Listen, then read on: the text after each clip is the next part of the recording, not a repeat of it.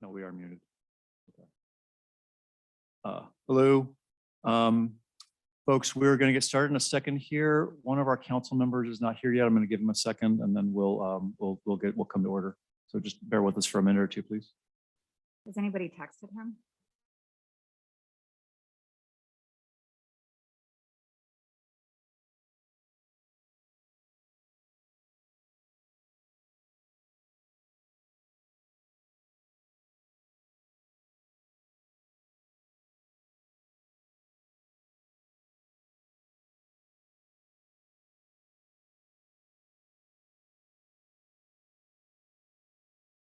Yes.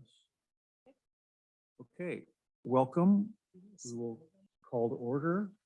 And Melissa, welcome. We will Roll call. sorry, yeah, we'll call the roll and then we'll go into roll. Councilmember Haskell. Present. Councilmember Hefty. Present. Councilmember Taylor. Present. Vice Mayor Werdikoff. Here. Mayor Alves. Here. Okay. Our first item will be oral communications. This is an opportunity to address the council on an item that is not on this agenda. So just to be clear, we will take public comment at the end of the interviews. So if you have a comment about the appointments today, this is not the time. This is for anything that is you want to talk to that is not on the agenda. Do we have any public comments not relating to these interviews? There's one hand raised. I see two. Rita Combs. Okay, Rita. Thank you for taking my comment. Happy New Year. With the infrastructure of the town, mainly the internet and the phone lines that once again are inoperable, and this is not a new comment. This is, a comment that I constantly make because once again, my phone lines are down. I know of several of my neighbors have their phone lines down and their internet down, and we pray for rain. It's liquid sunshine every day. And it's nice to have it, but in order to keep people safe, it would be nice if there can be some kind of focus from this council or from the town that can help coordinate these issues with PG&E, AT&T, and and the internet, because we rely on that for so many things. Zone Haven wouldn't work, as we know what happened in Redwood City, because there was no internet and there was no electricity. And not sure if there's going to be a way for the residents to comment on the applicants that are submitting for the planning at ASCC before they are interviewed. What is the process if you have a comment of support for a particular applicant? Is it going to be after each time? I just feel like I need to ask now so that, an hour doesn't pass and we haven't had an opportunity if someone does want to make a comment, or do we need to follow that up afterwards? And a question about the process: if the applicants today do not meet the criteria for what the town needs, will the town post additional ads? Were there any ads in the almanac? And or was there a mailing? I didn't receive a mailing to my home. And with the issues that, like I said, we're having with the internet and the phone in our lovely town, people may not have known about the different deadlines. My last comment is about a recent article that was in the Almanac concerning the current mayor's goals. I implore the mayor to include residents in decisions when using the "we," quote unquote, have it mean the current council and the residents. The residents are not to be fighting the council. The council is to represent the residents. So I really hope moving forward, and also cleaning up some of the things in the past, that that we can all work together to not make everybody happy. Everyone's not going to be happy about decisions, but work together so that we can be on the same page. Thank you. Thank you, Rita.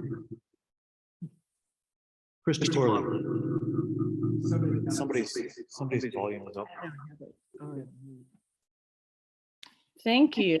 I did want to say thank you to all resident applicants interested in committees and commissions. Your participation will make a difference. It seems that the Planning Commission and ASCC applications were accepted past the deadline of 12/20/22. Where was this date extension posted? Possibly other residents in town did not know the date was extended. How will you be opening it up to other residents who were uninformed? It seems that the later applications are people that are well connected with the town and currently on committees.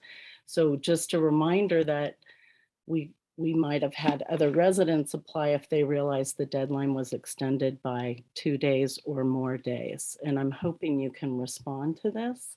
Thank you. Okay, thank you. Are there any more public comments? All right, seeing none, I will talk about the process here today. So forgive me and bear with me. Because of the Brown Act, the five of us can't sort of hash things out among ourselves. So I kind of have to do some of the grounds rules and housekeeping as we start the interviews.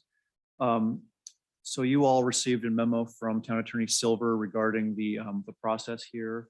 And you also received a memo from her with a handful of standard questions. So sorry, I'm trying to keep all my notes organized. So what we typically try to do is, because each person has a half hour, we sort of try to ask a similar set of questions. So we kind of work off that standard list if you all have it in front of you. And we also sort of try to ask them in roughly the same order, just one, so people get down to the same questions, and two, so that we get through sort of the material we want to cover. If anybody wants to, if you want to ask a follow-up question, that's not the limit of questions. That's not the only questions, but it's sort of a standard list. If everyone's agreed with that, if you want to take one off, if you want to add something, you're welcome to. And if you have a specific question you want to start with or ask, we can do that. But I just wanted to make sure everyone's comfortable with that process. I had a question on the Please, process. How long has it been that the standard questions are used? We came up with them just for this interview. Okay. This is, I mean, Because I don't remember them when I was up I don't in think we've- Linden's this seat. is, we kind of, it's just long enough between these things that we forget sort of how they've been done in the past. So it's sort of, Yeah. I think in the past we've come up with this list or something like it as we started doing the interviews. Yeah. Cara, do you have anything to add to that? Yeah, I think there are different ways to do it. We can have standard interview questions, and that has been done in years past. And then we have also had just an ad hoc set of questions and separate questions asked of individual applicants. But given the large number of planning commissioner applicants and the limited time, we thought that we would try it with a set of standard questions augmented by individual questions this time. Yeah, just for the record, I only received those a few hours ago, so I had no idea that they existed. So it's hard for me to say, yes, this is the right core set. On a quick review, they make sense. So I don't think there's anything fundamental wrong, but for each of us, what I might need to make an informed decision might be different than what Mary needs. Oh, yeah, And- absolutely. And there was something in the memo that said, if time permits, we can ask additional questions. I want to Absolutely. make sure Yeah. that there's additional time, that's all. Absolutely. Yeah, Okay, yeah. super. So I will ask everyone to be concise in both questions and answers, as concise as possible, comfortable. So, with that, One then- little data point that I can share is I know for sure with ASCC, the only process that I've been through with this is how we did it. There was a set of Yeah. questions. And yeah, this is more or less a standard procedure. And again, I apologize. It's hard that we can't sit down and Yeah. discuss this offline. So, okay. So with that, I believe we will begin.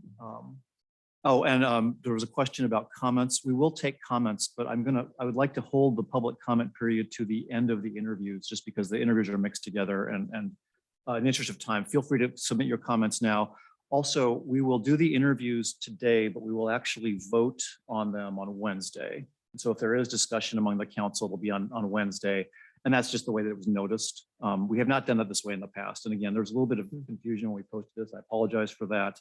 But we will hold the interviews, and then we will actually do the nominations and votes on Wednesday, because that's how the agenda appears will the public have a chance on Wednesday, or is today the public's only chance? No, they will get public comment on Wednesday also. Okay. Yeah. Okay, that's important. So, yeah, I know. It's Great. It actually isn't how we usually do it. And was, I think we sort of, those wires got crossed as to how that happened. So, sorry, is there anything, am I forgetting anything?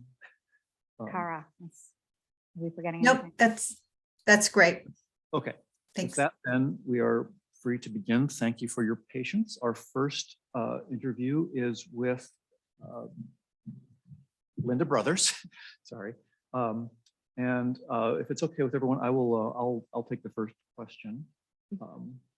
So Linda, tell us about yourself, your qualifications, your reasons for interest in serving on the Planning Commission. Sure. Thank you. And thank you, Melissa, for accommodating my schedule. I can be here till about 2:30, then I have to leave. I'm actually pretty excited about this opportunity. I've always wanted to serve on a planning commission. And just for reasons of time constraints and legal conflicts, I have never been able to do it. I also love this town and look really forward to the opportunity to serve the town. I don't know all of you because I've actually only moved here a year ago, but I grew up down off of Restadero Road near Gunn High School. And basically my playground, my entire growing up was Rosati's to El Camino. I also had permission to ride my bike over to Dickie Dale tennis courts at Stanford. So that was my entire life. And I have lived near here. My family's been in Palo Alto till quite recently, and just because of my career and other things, I couldn't move here. And I am now retired from practicing law, so I have more time. What I thought I would do for a quick introduction is to try to, and it's the other thing I think I offer you a huge amount of knowledge and experience in political and legal and even scientific things. And I thought the best way to present that was not to submit some detailed interview, because obviously I've been out of school a long time, but to kind of put it in areas of knowledge and information base, and then skills. So in those two buckets, I'll start with the bucket of knowledge. My first job out of law school was subcommittee counsel in the US House of Representatives, the Committee on Science and Technology, where we wrote laws, we implemented laws. I know the difference between a federal law, a federal regulation, a state law, every level of government, difference between a law and a regulation and a guideline, and I've done all of those. After leaving Congress, I was appointed political appointee at the US Department of Energy.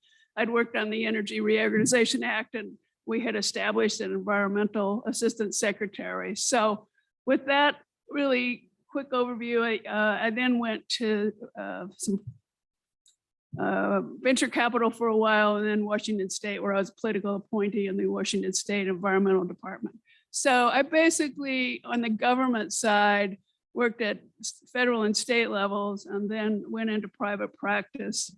I think the main thing to say about all of that experience, both on the government side and then in private practice, is I think I've worked with every environmental law that you can imagine, from wetlands, water rights, environmental cleanups, air, everything. And the last, probably of particular interest to you, the last 20 years of my career, I did what we call new facility siting, airport expansions. I represented a water bottling company where we would take a site from a raw site all the way to a water bottling plant. One of the, well, hell, I don't need to be particularly careful. Gatorade wanted to build a plant in California. Native American entities that had to find land and then site a facility. All of that involved CEQA, California Environmental Quality Act, and a lot of it involved NEPA as well. And I had worked in those fields from the time I was in law school and wrote an article about CEQA. So a pretty long experience with that. I am not, when I was in private practice, a litigator, although I frequently hired litigators within my firm, and we defended CEQA cases throughout. And I was thinking driving over here, I don't think we've ever lost a CEQA case. We had to go to the appeals court times, but when it's done right, it's an incredibly powerful tool. So kind of a quick overview. I'll finish by talking about the skills. Very early in my legal career, I actually had the opportunity to go to Harvard for 6 months And I studied under this guy, Robert Urey, who wrote the book called Getting to Yes. And people talk about win-win situations. And when you're a lawyer, you see litigators and they really want to win because they're like at each other, junkyard dog jokes. But what I really liked about Getting to Yes is it's really about collaborative solutions. And really I think my fondest memories of my whole career are the individuals who I worked with, who came to me later and said, Linda, you changed my life because you gave me new interest in my job. You asked me tough questions and we worked as a team. And so I've managed in federal and private groups of hundreds, 300, 400 people, billion-dollar projects. But really, I think the thing that's usually most satisfying is working with a group of professionals to solve problems and reach a useful end. So I think that's kind of a quick overview, and I don't want to take too much more time. Okay, thank you. Does anyone want to ask question 2? Sure, I'll go ahead. What do you think? Hi, thank you very much for coming, Sure. Applying and interviewing with us today. What do you think is the most important skill for a planning commissioner to have? That's an interesting question. I think it's really important to be able to listen.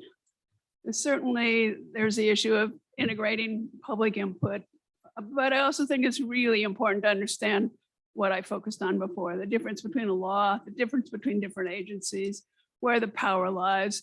And, as a planning commission, you're appointed. I'm not the elected person.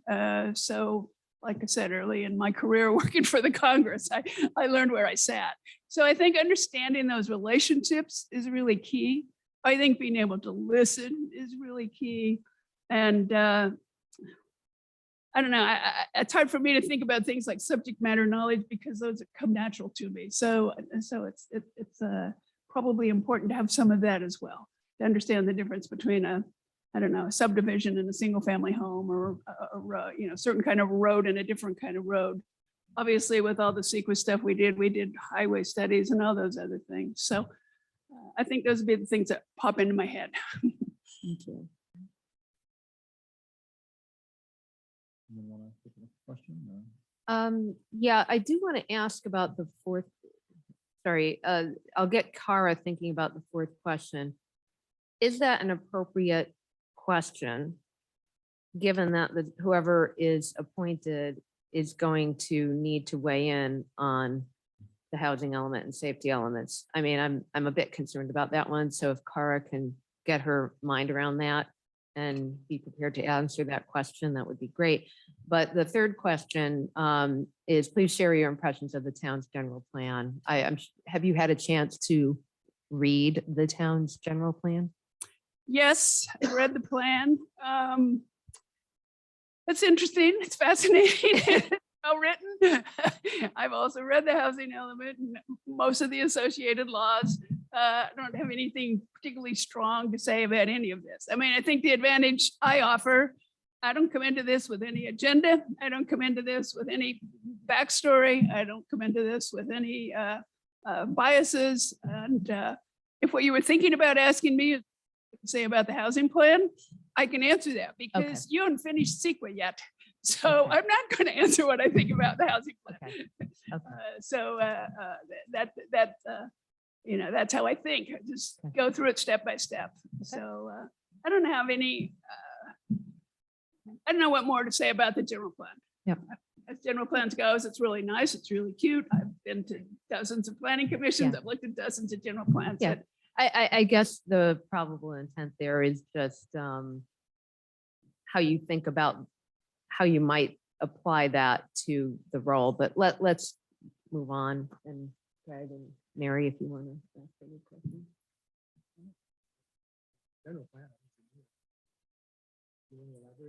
Well, I'm a little unclear what we're doing. I thought we were first going through the core questions. If you want to follow up specifically on something, you're welcome to. But we're just trying to stick to this as much as possible. But if you've got a specific question or something, you want to follow up on, please. Well, I guess the question on the general plan I would follow up on is more about process. If one changes the general plan, there's going to be a lot of people in town focused on it, and how might, what would a good process look like if she's allowed to comment on that, Kara? And if you're comfortable commenting.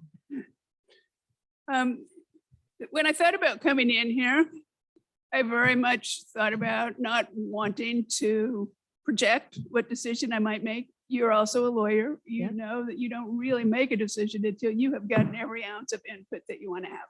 Okay. So in terms of asking me to make a declaration, I mean, please ask and I'll tell you where I stand. But I think to revise the general plan is going to have to be what I just said earlier, a collaborative process. Okay. I think you guys need to set the direction. The planning commission needs to listen. The planning commission needs to draft and revise and go through that process. I think it has to be a massively open process. One of the things I love about this town is that, Jesus God, people coming out of the woodwork with all kinds of expertise. And I think, integrating that, it's actually one thing I like. And one thing I didn't say about myself, I was a biochemical geneticist before I was a lawyer. I was a chem engineer at Berkeley, and I went off and did my PhD and came back to Stanford and did my postdoc. And as I discussed with you, it was basically the work that led to the founding of the Genentech and the Human Genome Project.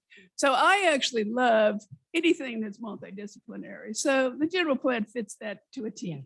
You got this here, you got this there, you got this there. So, and I think the other thing I will say, just because I am newer to town and don't know everybody, I mean, the whole thing that's guided my life is basically an environmental ethic.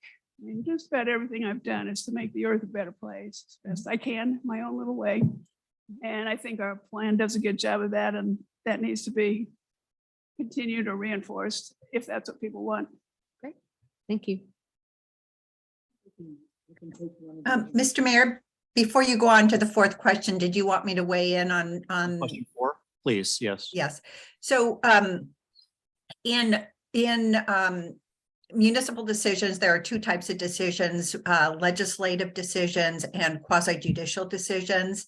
With respect to legislative decisions, which are decisions regarding the housing element and ordinances, it's fine to express opinions in advance, and oftentimes legislators are expected from the public to voice their opinions about certain legislative decisions. That is not the case for when you put on your quasi-judicial hat and rule on an actual project. In those situations and quasi-judicial decisions, it is improper for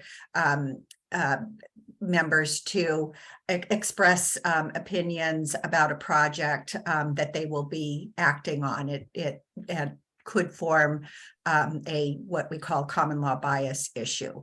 So the fourth question is fine since it relates to a legislative decision, but thank you for flagging that. I think it's important to reinforce this distinction because it comes up a lot.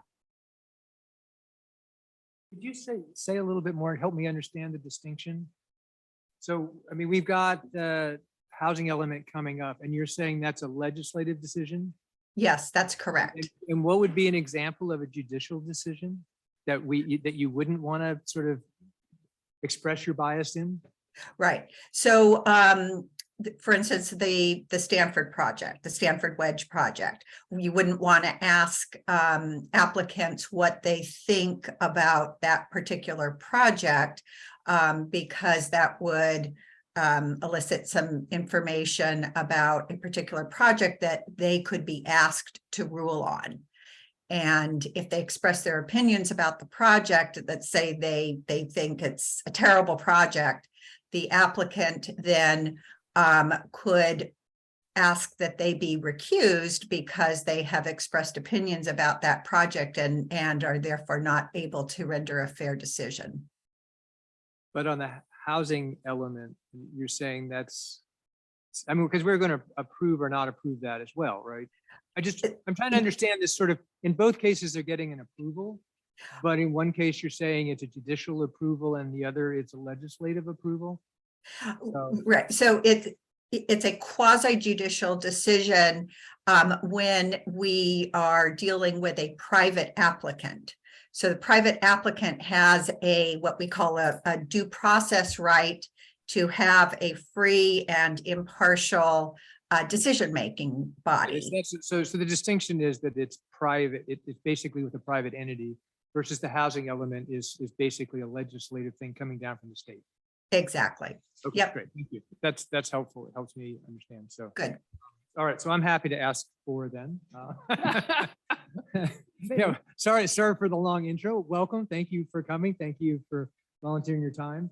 The town is currently in the process of updating its housing and safety elements.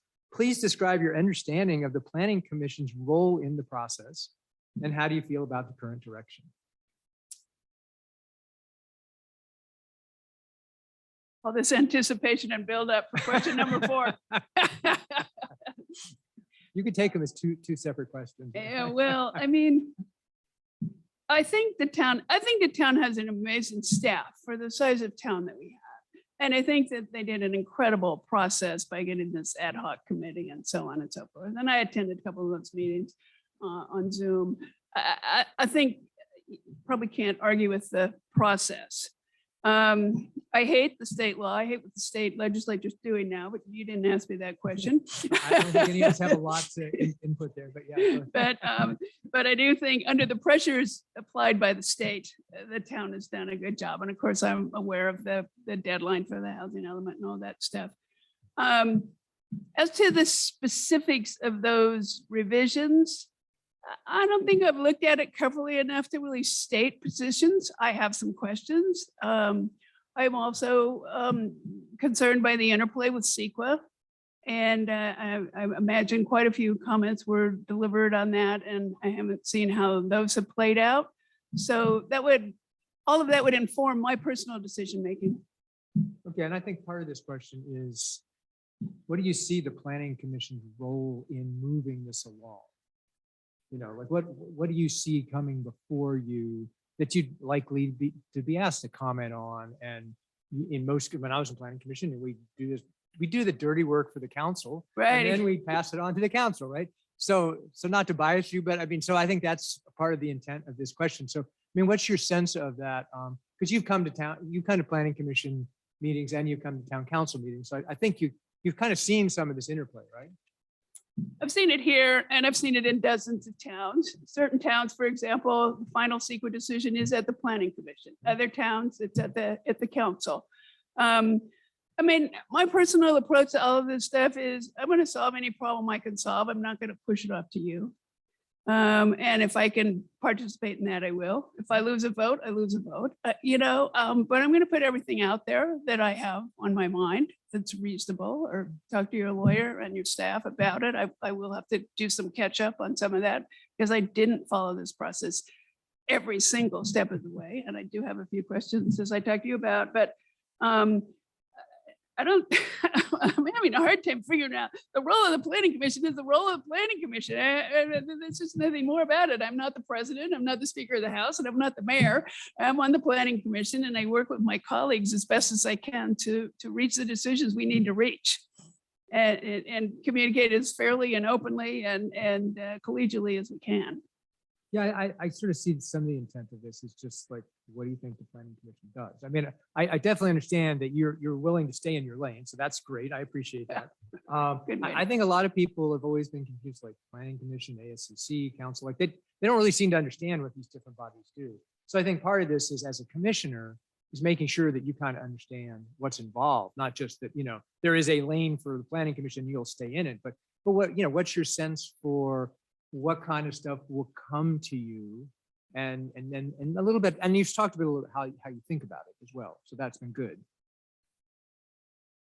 Having a hard time grasping what you're trying to ask. Okay, I mean, that's fine. I mean, it's zoning, like you're not the going to normal- make decisions about individual house colors, for instance. Like that's not a Planning Commission. But Planning Commission does do zoning issues, subdivision issues, some of those larger issues. And then obviously like the housing and the safety element, Planning Commission's done a lot there to basically gather public input and try to sort of gather the record, so to speak, and put it in kind of a coherent form so that the council has, a full body of information to look at. So I think that's sort of what I was, that's kind of what I think of is, I'm sorry to be so ignorant, but it's so basic in my mind. Yeah, It's yeah, hard for me to respond to a question about that. I mean, you have your authorities and you have your rules and you follow them. So okay, great, thank you. thank you. Thank Yeah, you for your yeah. patience. No, yeah, no, no, great. Well, I'm going to ask you the sixth question. If you are selected to be a planning commissioner, what would a successful term look like? Survival. Yeah. Having friends at the end. I think a successful term, I think this year is going to be pretty challenging from what I know. And I think there will be changes to the general plan and hopefully getting through that successfully.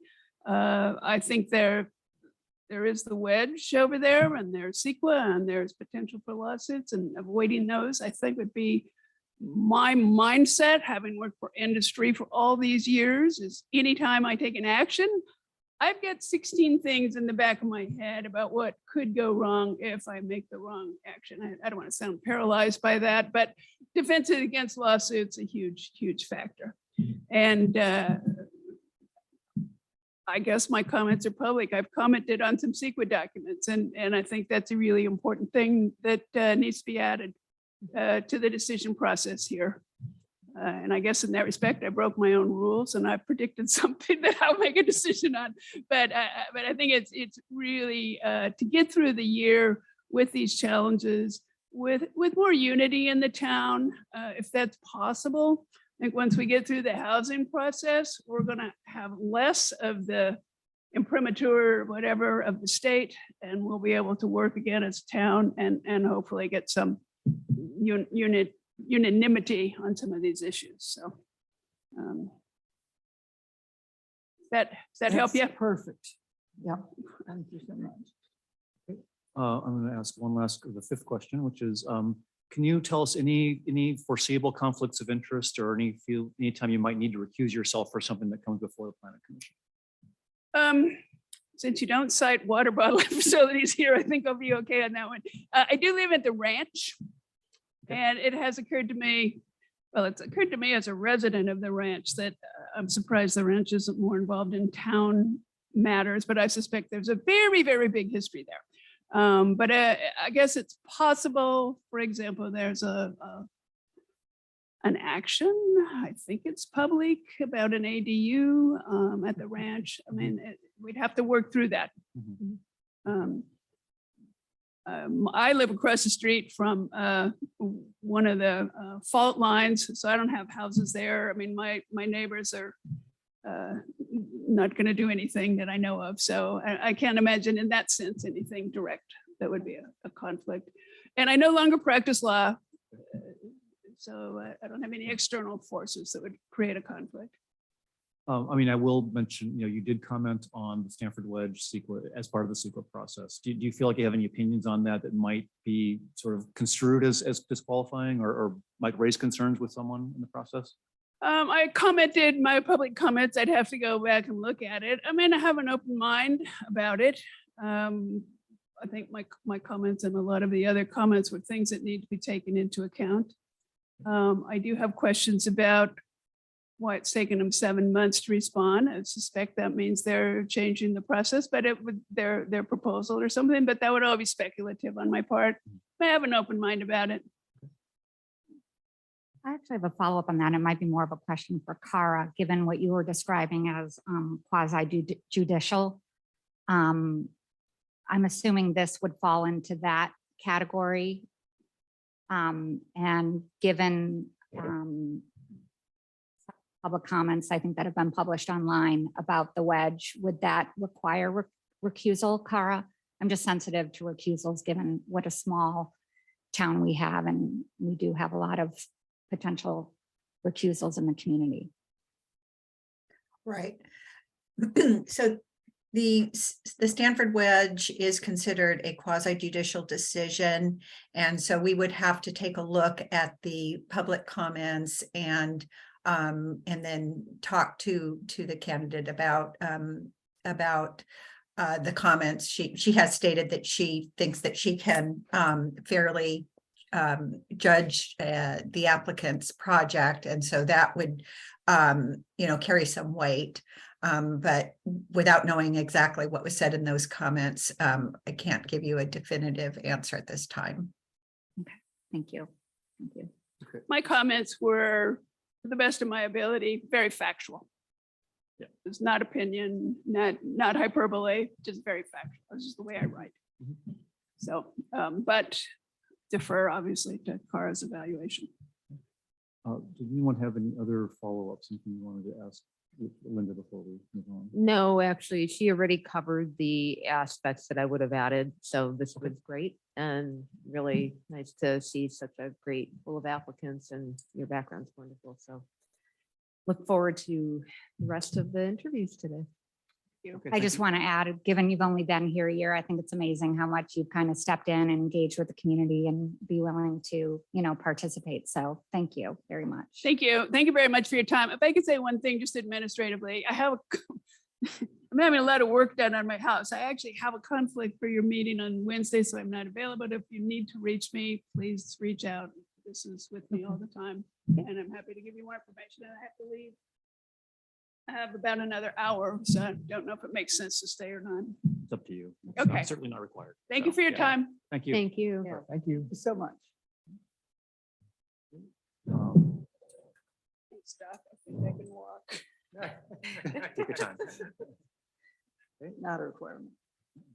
The next applicant is Lucy Neely. Yeah, in that case, we'll move on to Lucy Neely, who is applying for ASCC. Lucy, please go to the microphone. And yes, we need you in the microphone because you have to, as we recorded. So.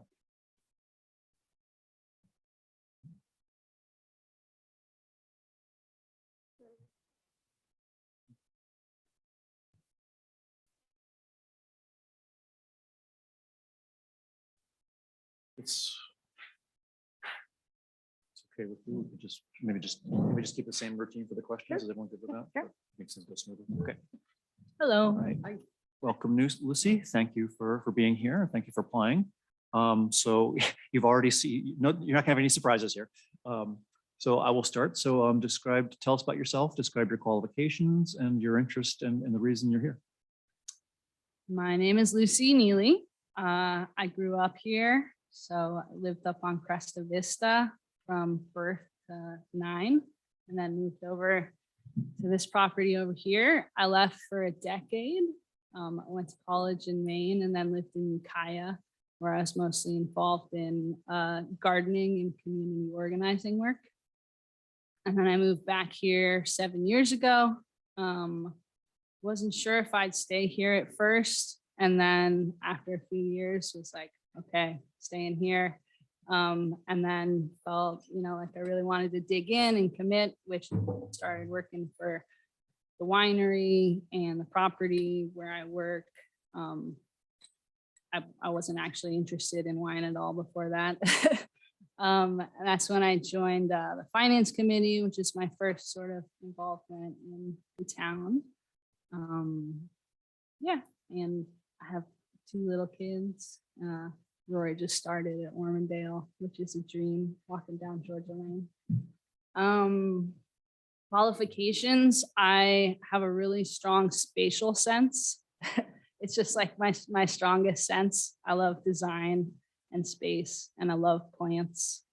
And I love Portola Valley. And, I think I said this in my letter, but where I grew up, I think is just like the most beautiful place on earth. And I feel really grateful to live here every day. And that's specifically like where I live, but for the whole town also. And yeah, I think it's taken a lot of care to create that. And yeah, so that was just speaking to my love for the visual character of Portola Valley as a qualification. Yeah, I'm not like a architect or a landscape designer professionally. I did intern in the CJW office for a summer once when I was 14. Yeah, just like love and intelligence and I like the town process. which I think is a pretty considerable qualification. Yeah. Definitely Thank you. is. Yeah, and I like Yeah. people. I like talking to people. So site visits, all that. I like meetings. I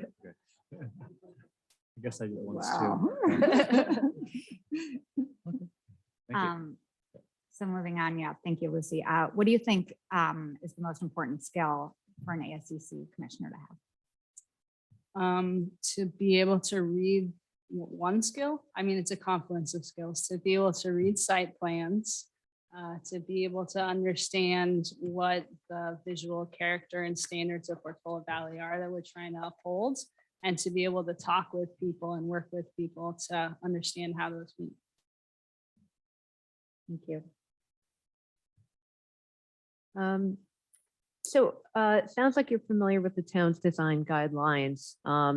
Do you want to share any general impressions of them?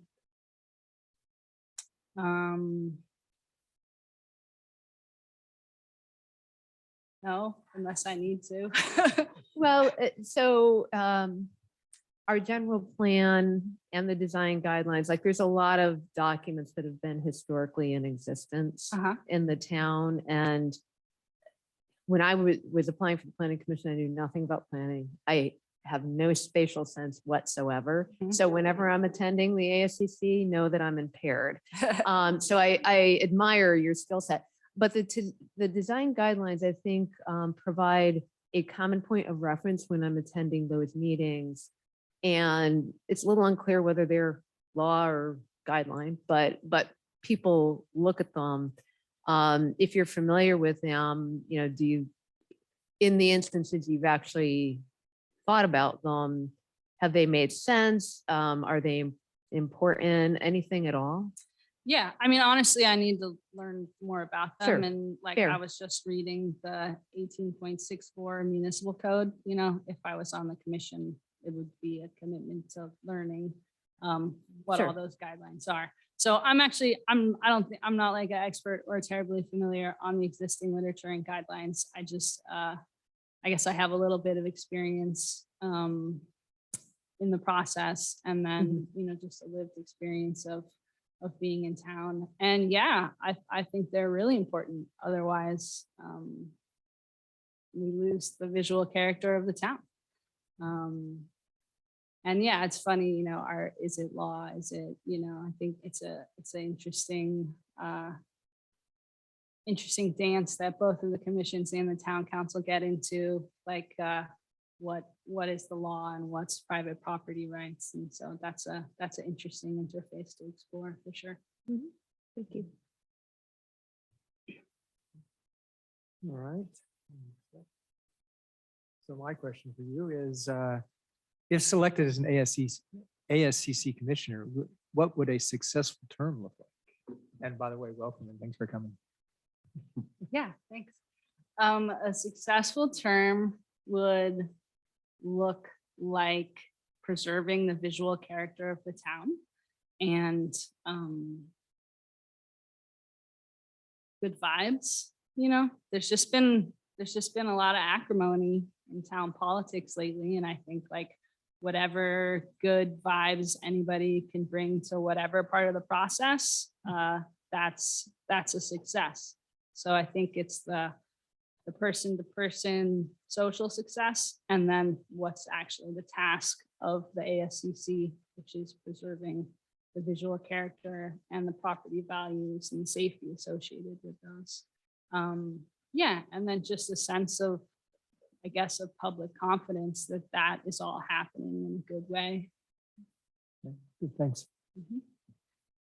Thank you for being here. Mhm. It's really great having you. Please share any potential foreseeable conflicts of interest or reasons you may need to recuse yourself from any aspects of serving on the ASCC.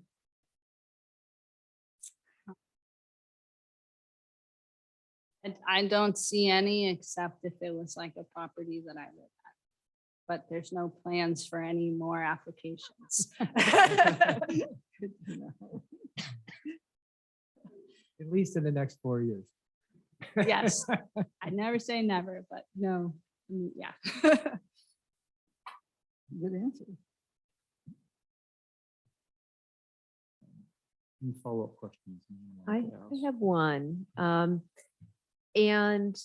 the planning commission, one of my experiences was an interesting one when I started, which is you're really making decisions both that are policy and townwide, or recommending to the town council, those depending on what they are.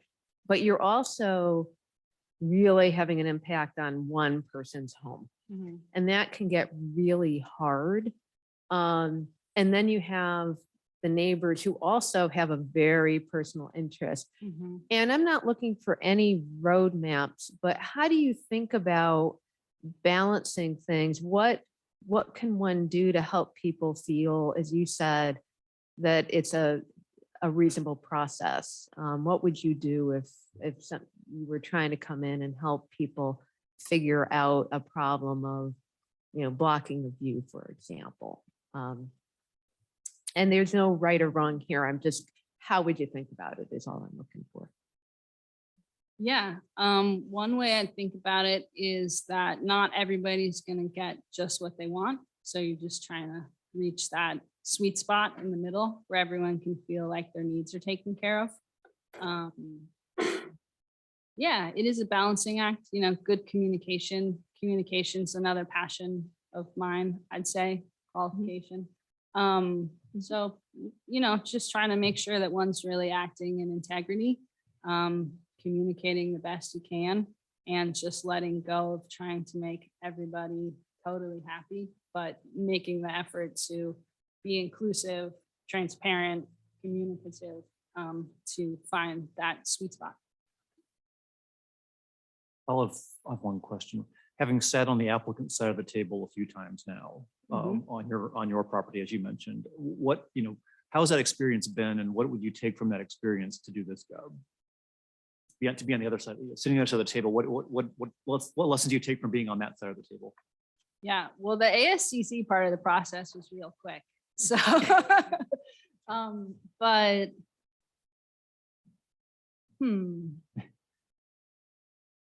I think, and I don't know how much efficacy I'd have as a ASCC commissioner in this regard, but I think the tasting room project was my first experience of the whole process and in the applicant seat. And I think just trying to be real clear with applicants about what is the process, just giving like a little bit more context so that can be really like anticipated and there's no surprises. And I think that contributes to just that feeling of like goodwill and respect. And I think there's a pretty good job of that happening already, but there were some points where I was like, I don't really understand this process. So, just trying to take care in whatever way I would have influence to make sure that that's happening. Yeah. And, I was pretty, I guess, inspired by Commissioner Taylor's tremendous efforts in our application process of just like a lot of communication, and like really trying to listen and find that sweet spot. And I don't think that that's as like necessary on all ASCC projects, but just inclusive communication. Anyone else have any other follow-ups? This may sound funny. Reading your letter, I didn't understand what a denizen-based constituents meant. I don't remember what I said, if you want to read it. That's fine. I just didn't understand it. Thank you. Well, denizen, I mean, like the resident, I think I was saying the residents of a place. It was basically residents. Yeah, just Okay. that Portola Valley Resident, has a very resident. I'm used to it being a biological term more than Oh, yeah. yeah. Well, okay. I mean, it is. We're a biological community as well as a legal community. So, yeah. The only other question is you're currently on 2 committees, right? Yeah, I sure am. So I just don't know if we know how that works. What are the rules around that? Well, on Wednesday, we were granting Lucy a dispensation so that she can chair DEAI and finance right now. I assume that if you were ASCC, you might consider maybe stepping down one of those. I'm Yeah, not- I need to. And I don't know to- the rule there, so we can come at Mhm. that later, but I just, if you had any thoughts about that. Yeah, my current thoughts about that is, I was really regarding this as like a two-way interview process. And I would say my wife in particular is in discernment about my roles. We have she's about to be 1 year and a 5-year-old. So I would need to find the balance of that. But yes, I am like looking at being chair of 2 committees and then applying to a commission. So, I figured with all those things, it could maybe be 3 hours a week, which isn't like too insane, but something I need to talk with my wife about. Yeah. Do you have any questions, or? I should be asking you a question. Well, I would just say, can you prioritize your interest in those committees, or is that, Prioritize it versus which what? one? Yeah, what interests you most about the various different activities? Of you're the two, involved in? of the two Of the three- committees? Of the 3 committees. Oh, well, yeah, no, they're all different. It's not more. I mean, I was, for a little while, there was there's initial understanding that I could be chair of 2 committees. And then it was like, oh, actually you can only be chair of 1 committee. So then I was in discernment trying to figure out, well, which one do I want to be chair of? It's finance and race and equity are the 2 that I'm on, and they're so different. And my interest and relationship with them is different, and their sort of like need for leadership is different. And then I'd say the ASCC too, it's just different. Yeah, You don't feel more qualified in one than the other, or more comfortable in service in one or the other. no, I think I feel the same comfort in all of them.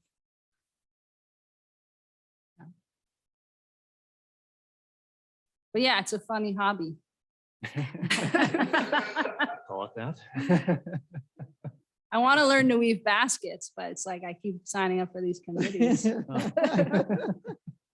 It's something you can do with your hands at the same time. You should multitask, yeah. Okay. Any other questions from the council? Okay, thank you.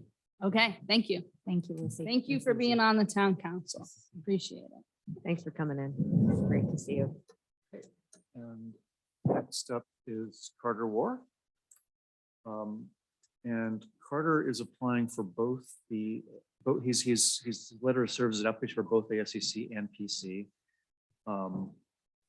I will suggest, but not insist, that we ask him the ASCC questions combined with the 6th. There's an extra question in the planning, so maybe we should go from the ASCC list and then come back and ask him the 6th one from PC. I mean, feel free to you can weigh on both as you come along. I kind of lost the thread of, are you suggesting that we merge the questions that are basically the same? Or are you saying Yes. ask 5 and then ask 6 following? I I couldn't follow. actually, Is it 11 questions or is PC, it it's the 6 whole- questions? let's ask the PC questions. Because it's Just go with the PC. inclusive. The PC has all 6. So let's just Okay. go through the PC like we did with Linda initially. Okay. And then, but keep in mind that he's applying for ASCC, and perhaps we, if you feel the need to sort of make sure he's Flesh it answering out. for both or one or both, or wherever you're interested in, just, yeah. Feel free Okay, to so amend it. 6 questions and then fill it out. Yes. Perfect. Okay, thanks. Okay. I'll start, and doesn't really change my question much at all. Carter, tell us about yourself. Describe your qualifications and why you're here for both. Oh, thank you so much. I'm Carter War. I live here in Portola Valley and have since '88. I love this place. I came here because it looks like home to me. I grew up in Oregon, in a rural town. 2 years before I got married in '81, I drove, out Alpine Road with my wife, my future wife, because I was complaining about, the urban areas of the Bay Area. And she said, well, let me show you something. We drove up Alpine Road, drove past Ladera, got into some of the horse places. I'm a horseman, grew up as a cattleman. And the open space of Portola Valley is really what drew me here. I've grown to love Portola Valley a lot, because of, design and the protection of open spaces and the control and subordination of architecture, which is ironic since I am an architect, and I practice here in town. My practice, my business is one of the few that probably does fully comply, with the town ordinance, that more than 50% of my business does come from the town and its area of influence. I applied to be on the Planning Commission or the ASCC because I wanted to make sure, that the Planning Commission and the ASCC during these times, dealing with, the housing element and kind of the conflagration that I've been watching, of interpersonal and safety elements and all this stuff, and I felt like the town needed guidance. As an architect, my role is to help facilitate.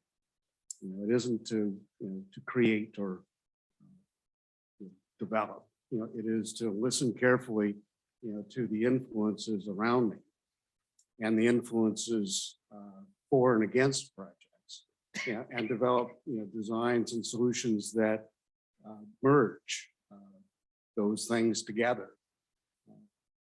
Not so much as a compromise, but one built on consensus, around what the right answer is. And the right answer, is invariably going to be, some set of micro, compromises from lots and lots of different areas. And I see the Planning Commission and the ASCC's role, in it as the place, where that public forum meets, with, the advocates, and the protagonists, who are passionate, about, all of those issues that are coming before, the design review and the Planning Commission, parts of the town. And I wanted to make sure that there was at least somebody, who had a lot of history in town.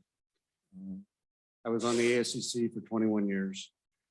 I dropped off, to make sure that I was part of my, daughter's, upbringing, here in town. She's at TCU now, and go Frogs. They're going to win tonight.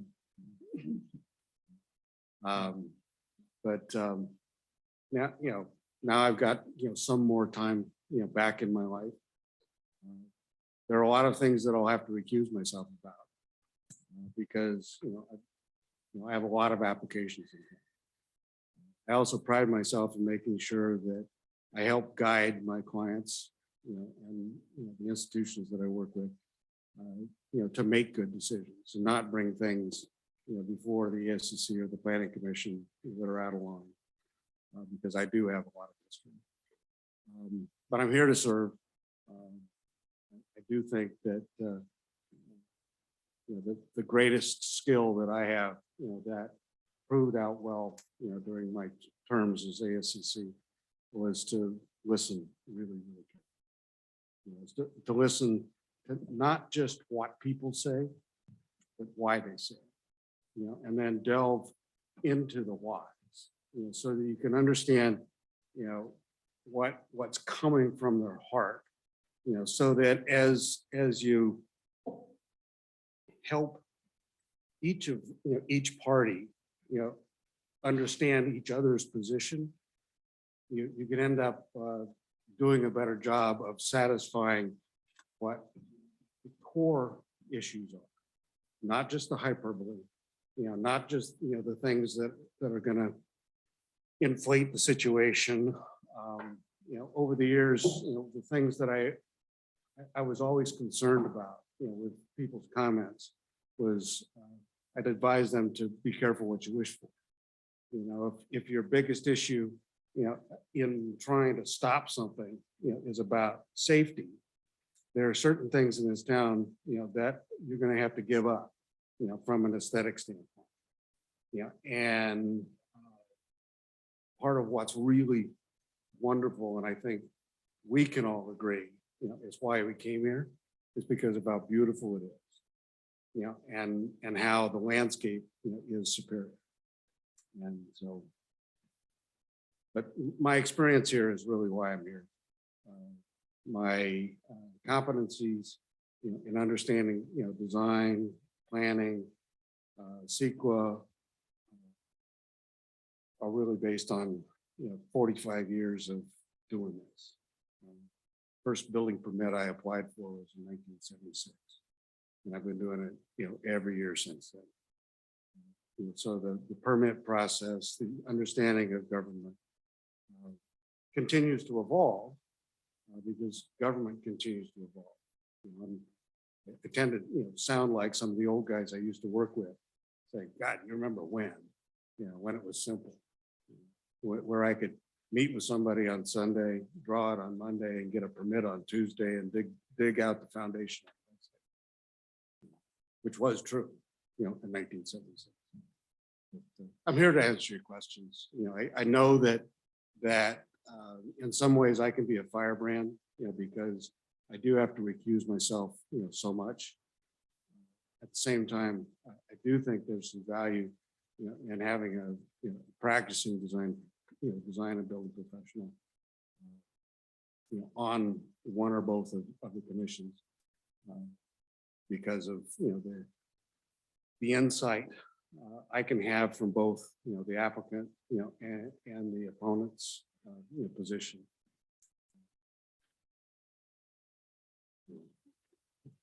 So you touched on the skills for ASCC. How do you think those might be similar or different in terms of the Planning Commission? I think they're, the most important one is listening. And that is, paramount. I think that some of the issues that I've been seeing, with the Planning Commission, ASCC, is not being able to see projects early enough. When projects, can be seen by both the Planning Commission and the ASCC when they're still in their infancy, the Planning Commission and the ASCC can have more influence and can do more of what I think, the town really is. It's a set of volunteers, and we're all homeowners. We're all living here.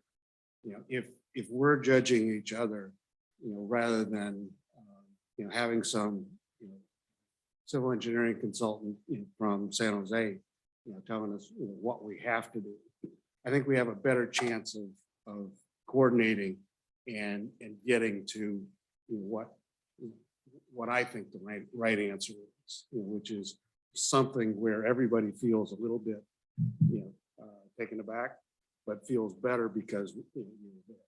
So I think the biggest thing the ASCC and the Planning Commission need to do, is at the end of every meeting feel like the town is a better place because of it, and the applicants felt like they were well served.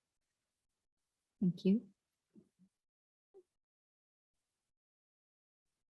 So the ASCC and Planning Commission comments or questions here kind of coincide. Views of the general plan and the town's design guidelines. And I was actually quite interested in your submission that said you served during a tough period during the design standard re-review, where all the original standards were modified.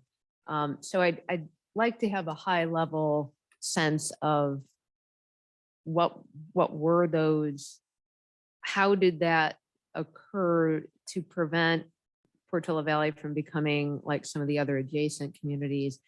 And, how are you thinking at a very high level about the general plan? It's being considered to be amended in a narrow way, maybe bigger.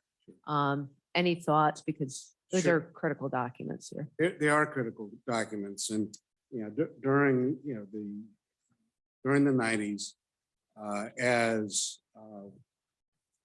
there were pressures in Portola Valley, because of the larger property sizes, to have bigger and bigger and bigger developments. And I mean, as I told the story, and I'm seeing John, James' picture on the wall, that there were a lot of things that the town at that point had inherited, from San Mateo County, with the incorporation. And there were some zoning issues and there were some planning issues and the limitations on how big, homes could be. And the lack of parity, between, the size of a home on a 3-acre parcel, versus the size of a home on a 20,000 square foot lot, were starting to be disturbing. And the ASCC, at that point worked closely with the Planning Commission to look at what's happening.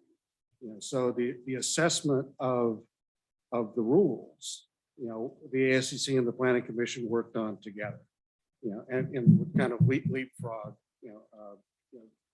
across each other, to develop, different ways of doing it. And the table 1A, and the zoning ordinance, is probably one of the most important tools, that grew out of, the ASCC and Planning Commission's work, during the 90s.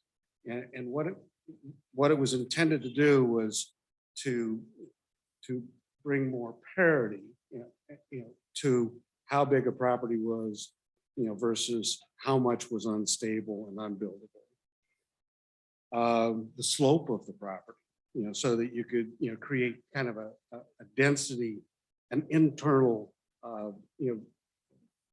density diagram that wasn't about zoning, but was actually about the specifics of that property. And also, because of the inverted hyperbole, that is there, smaller properties, weren't penalized as much, as bigger properties were for each of those elements, so that, and that's so much different than almost every other town we work in.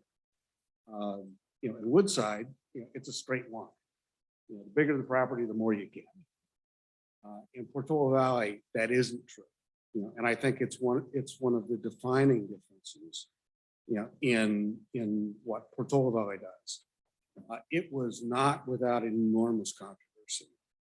There were, hearings in the old schoolhouse and people flowing outside, and a lot of, it was reminiscent of some of the things that were happening, virtually this year. With trying to figure out what it meant. What are you going to do with basements? What are you going to do with all this? And, what about this? And blah blah blah. And, and it was going to be discriminatory and so forth. The process wasn't fun. I mean, there were a lot of those meetings, where you felt like we needed to bring the tenor down. Not so dissimilar, Craig, to the way that you've been talking about things here. And the most important part of what the ASCC and the Planning Commission did during those times, was to carefully listen, and really let people understand, what the different, impacts, were, and why everyone benefited from it. Thanks. Very interesting. Can I ask a clarification about that? I just didn't understand what the difference you were saying about between Woodside and Portola Valley in terms of, does that mean they can build bigger houses in Woodside or? No, the bigger your property in Woodside, Yeah. the more development area you get in a straight line throughout the district. Okay. So so in Portola That's not Valley, true. if you have the San Andreas Fault in Portola Valley, that portion of your property is reduced. And if your property has fault line and floodplain that don't coexist, you get a kind of a double whammy. And if it's on a hill, you get a triple whammy. And at the same time, there's this, as the property gets bigger, the amount that you get to increase, in Portola Valley is less. In Woodside, it's a straight line. And then they deal with it in a little different way, by limiting how big the main buildings can be. And then, what I call the effect in Woodside is creating the village effect. because you end up with a whole village of 1,500 square foot buildings, which I don't think, is as sensitive, an environmental response, as Portola Valley does. And then, to get to your point, because you mentioned about the design guidelines, there hadn't been any design guidelines, before that, before that period. And the ACC in particular during that time wanted to never be considered the taste police.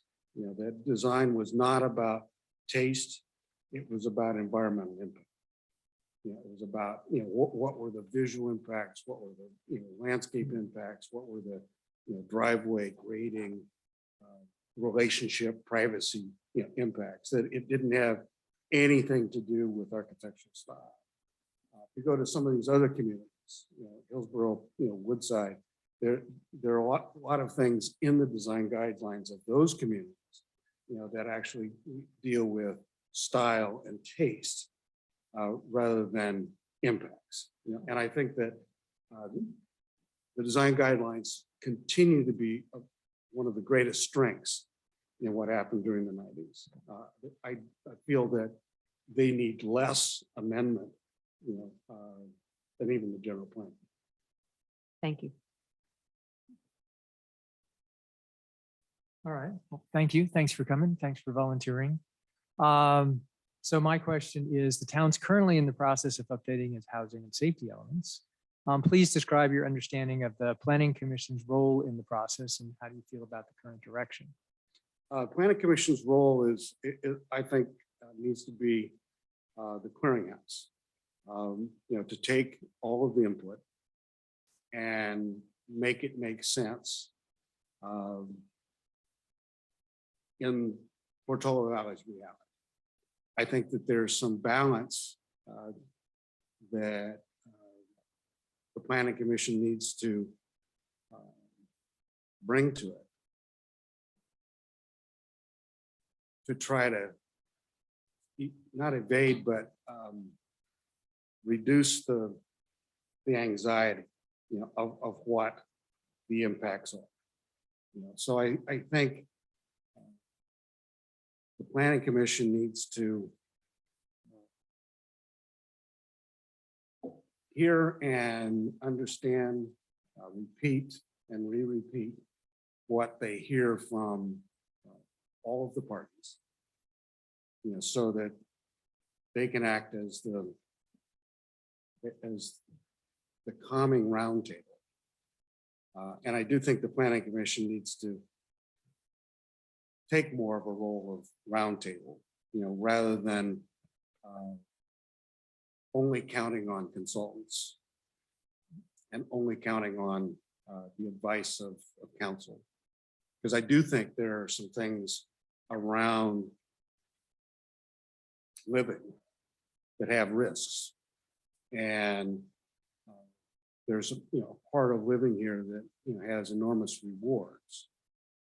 And I take the Blue Oak experience in the 90s, where the developer had certain plans and Los Trancas Woods had certain issues that they wanted to stop, and they glommed on to safety, fire safety in particular, and that as part of the CEQA process, that part of the development was impacted dramatically, with enormous amounts of vegetation removal. That really changed Mariani Ranch in ways that to me are irreparable. The amount of mature manzanita, that was mowed and destroyed, for the sake of fire management was, I think, inordinately destructive. And I think the Planning Commission needs to, take on the ability, or the responsibility, of balance, saying, I see where we want to get. I see where we could get, but let's see what the impact, what the marginal increase, in safety is, for the impact, and then create consent, work on consensus, in the community, around doing the right thing. So it isn't an all or nothing. It's about consensus around maybe we do this much and maybe we do this much, but if we do this much and we get a lot of benefit, or if we do this much and we only get this much benefit, it's a different, that's where I think the planning commission's judgment, and I do think the planning commission, it in total difference, to the ASCC, needs to create policy judgment, around the important things about living here and protecting the place, versus what the right answer is, in response to the state, or response to, consultants, or response to, experts. I think it is about balance. Yeah, no, I heard your earlier comment about talking about balance between sort of safety and the landscape was sort of my short summary of it. And yeah, I think there are a number of those. I mean, between traffic stuff and evacuations and then fire safety. I mean, yeah, there's a lot of that stuff coming into the town, and I think it's pretty easy for people to try to sort of peg the meter one way or another. And Yeah, I do. I think if you peg the needle at both ends at the same time, you end up with nothing left. yeah, clear cut. Thank you. Well, I have the most interesting question here for you, I'm sure, which is sharing your potential foreseeable conflicts of interest and reasons you may need to recuse yourself from any aspects of serving on the Planning Commission versus the ASCC. Maybe I could ask if you could keep that in mind. And I guess in particular, perceived advantage that you receive from your position in. Well, what's funny is that my clients see no perceived advantage. They see it as a disadvantage because, if I recuse myself, I can't represent them. And then I have to have a staff member, represent them. And the reason that my staff is staff is because they're not me. So there's a real disadvantage for that. But I do represent, the Woodside Priory, Woodside Fire Protection District, the Neely's property, most of the significant properties in town at some time. So, from a planning commission standpoint, which I think is where the biggest decisions need to be, I need to recuse myself on those specific properties.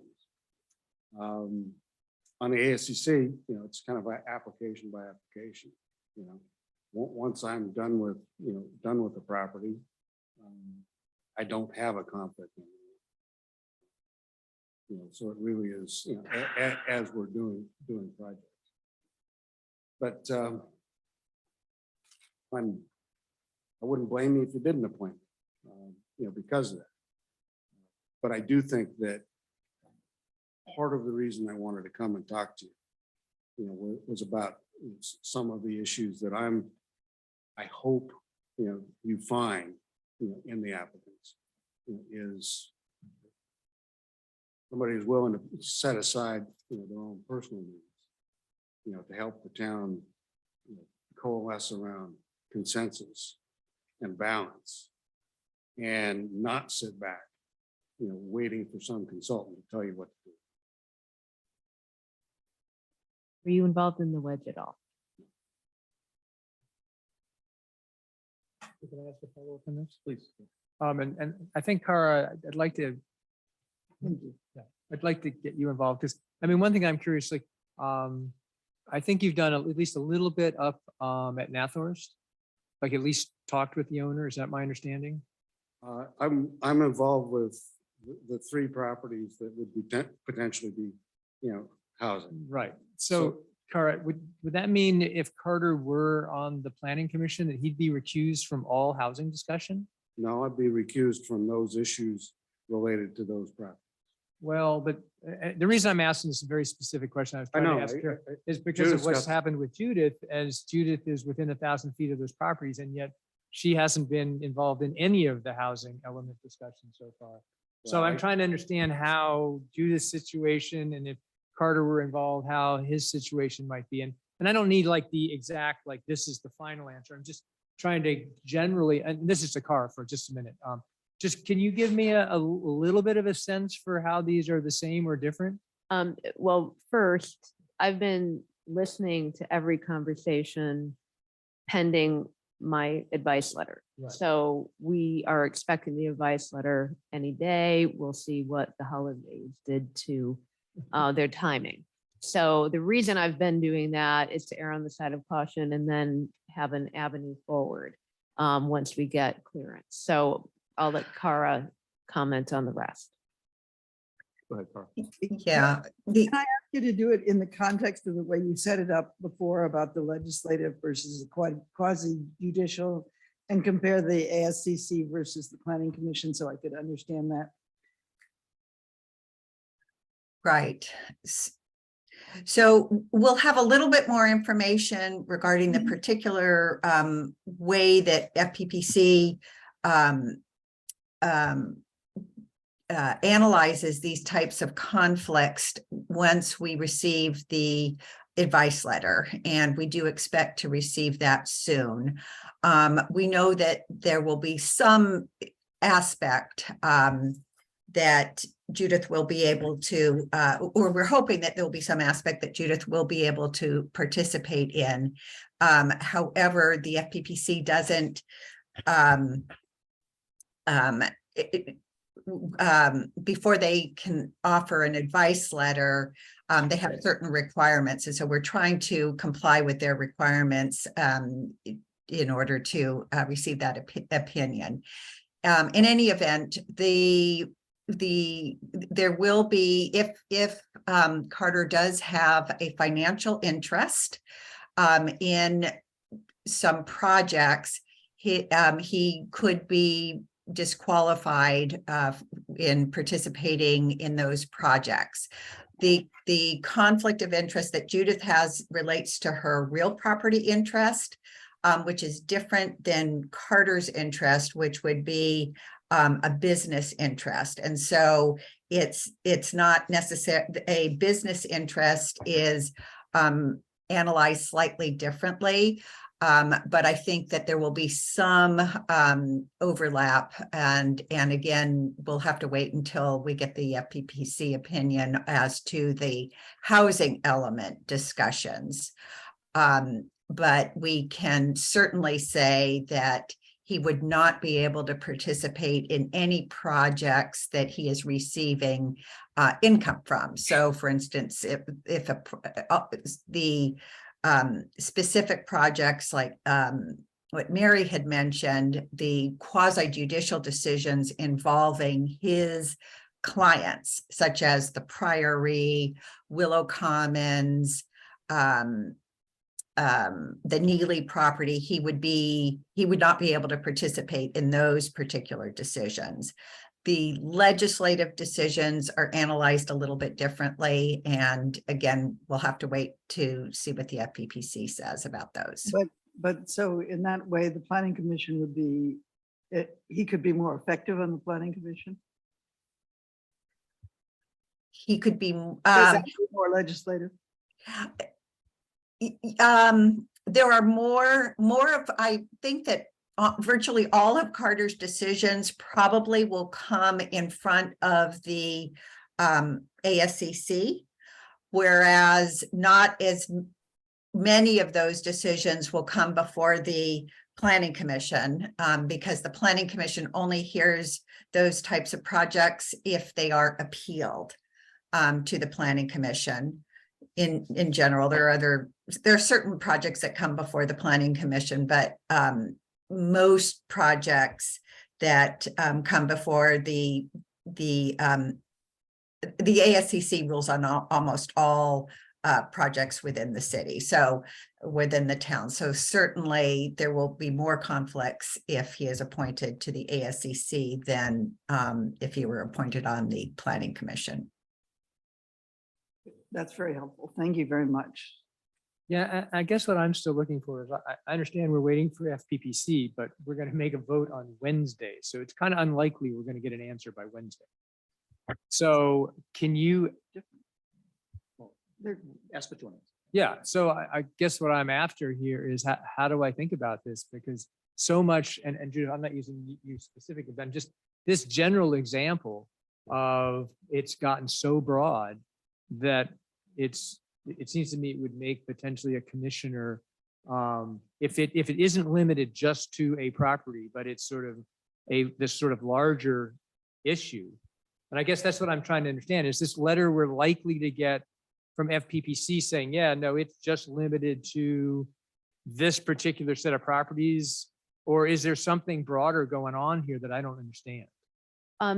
So I'll let Kara answer that, but I think I want to caution everybody that there will be instances where everybody has a conflict of interest of some nature, right? So I think you're trying to say this is the most important thing in the short term, and we really got to get our grip on that. But the advice letter being sought is for my situation. No, So just right, take but- that with, sure. And we might have to get another advice letter and it might be slightly Correct. different because it's Yep. business interest. Right. So I'm not trying to say your letter would magically absolve everybody of right. everything going Right. forward. Okay. But I'm worried it was sort of the opposite. Is so far the conservative thing we've taken is you basically recuse yourself from all of it pending the letter, right? During the pendency of the letter. Right. And this letter came back and was fairly broad, like it didn't say just the properties, but it was some broader thing that you needed to recuse themselves. Then I was trying to figure out, like in Carter's case, that seems like he might end up in the same basket of not being able to weigh in on some fairly significant town issues. Because I'm thinking safety and housing, because that's the question I'm asking. So that's why I'm trying to dig in. Presumably housing element, we're almost through in terms of the process we're trying to work on, but the safety element is going to go on for quite a while. And are we going to end up in a situation where Carter, if he were on planning commission, couldn't weigh in on the safety element discussion because he has, and let me just ask Carter and then I'll get back to you. I mean, I would like to hear your opinion as well. Do you see what I'm trying to get at? I'm not looking for you to give me your legal opinion. I'm asking for you as somebody who knows the law pretty well to say, yeah, it's probably going to be reasonably narrow. We don't know exactly how narrow, or it's going to be pretty broad and we just don't know how broad. I mean, that's generally what I'm looking for, because I just find this very confusing and somewhat frightening, to be honest. Right. Well, again, Carter's conflict is a different type of conflict than Judas. So it's kind of comparing apples to oranges. Okay, take His Carter- is take a Carter. business interest. Yeah, okay, so take the business interest. Right. I was only using Judas to say it got to be this big, much bigger thing than I expected. So now, but Yes. narrow it into the business interest, because Right. that's what I care about. Yes. And so I don't know the range of his clients. It very well could be that, for instance, in the housing element, if you were going to be looking at rezoning the R1 district, let's say, and a very significant segment of Carter's business relates to developments in the R1 zone, then that could impact him. However, we know we know the general parameters that are being discussed in the housing element, assuming that there are no other, really different or different types of proposals. I think that we could analyze the particular properties that he is working on, and if he could give us a list of those properties, and we could determine whether he would be conflicted on the housing element decision. Okay. The and what about- safety element is Safety seems like a different. a little more attenuated, I think, in terms of his conflict. It would be less likely that he would have a conflict with the safety element than with the housing element. Okay. Thanks. And then Carter, sorry, I wanted just to get her. Sure. And then if you want to give me some input as well, I'm open to. Well, over the years, the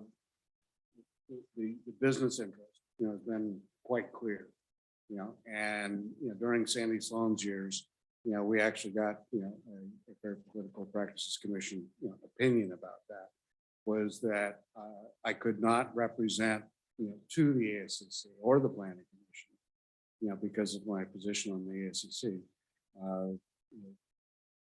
represent my clients. And so it was, it was tough on my clients, but, I made it clear, as part of my original conversations with all of them, that, that was part of my volunteerism to the town. And it was important to me. When it comes to real estate involvement, I'm involved in 2 properties.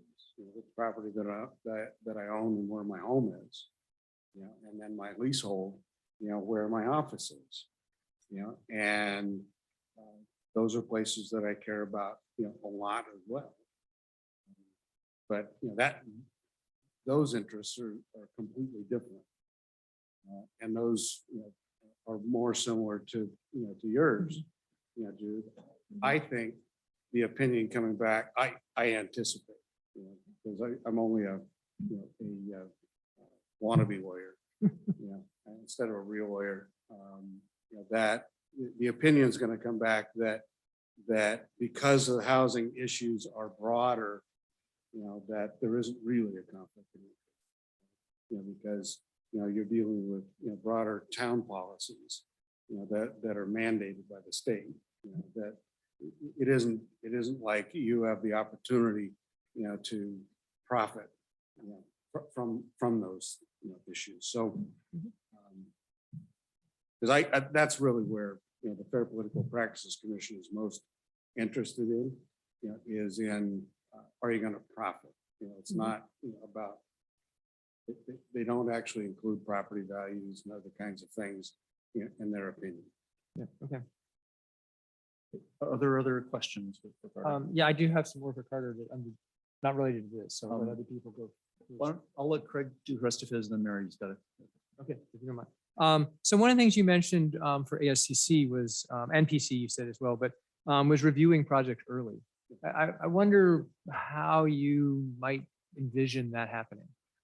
I would envision, that before applications are complete, we revert back to the way that we used to do it in Portola Valley, when it was scribbles and sketches. And that the Planning Commission, the applicants and the neighbors actually saw the relationship between, the different parties, as a working group, to develop the right answers. Too many times right now I see the way the things have gravitated towards is that we can't be before, an applicant can't be before, the ASCC or the Planning Commission without having dotted their I's, crossed their T's, hired their civil engineers, their geologists, their landscape architects, their arborists, their biologists, their acoustic, engineers, and resolved almost every issue except for the structural engineering before they get to the Planning Commission or the ASCC. I really like what Linda said about this town. This town has got incredible expertise, on these commissions and committees. And I believe, that design is better served gradually being developed, rather than the ASCC and the Planning Commission seeing it after it's already been built. The issue that happens is that applicants spend too much money to ever want to change, when they get to the ASCC. Where if you actually saw the ASCC, which has 24 to 26 meetings scheduled a year, actually meet every time, and gradually see designs develop. Last year, the ASCC met 7 times out of all of those scheduled meetings. And it's not because there weren't a lot of people wanting to get input. During my years on the ACC, never was a decision appealed.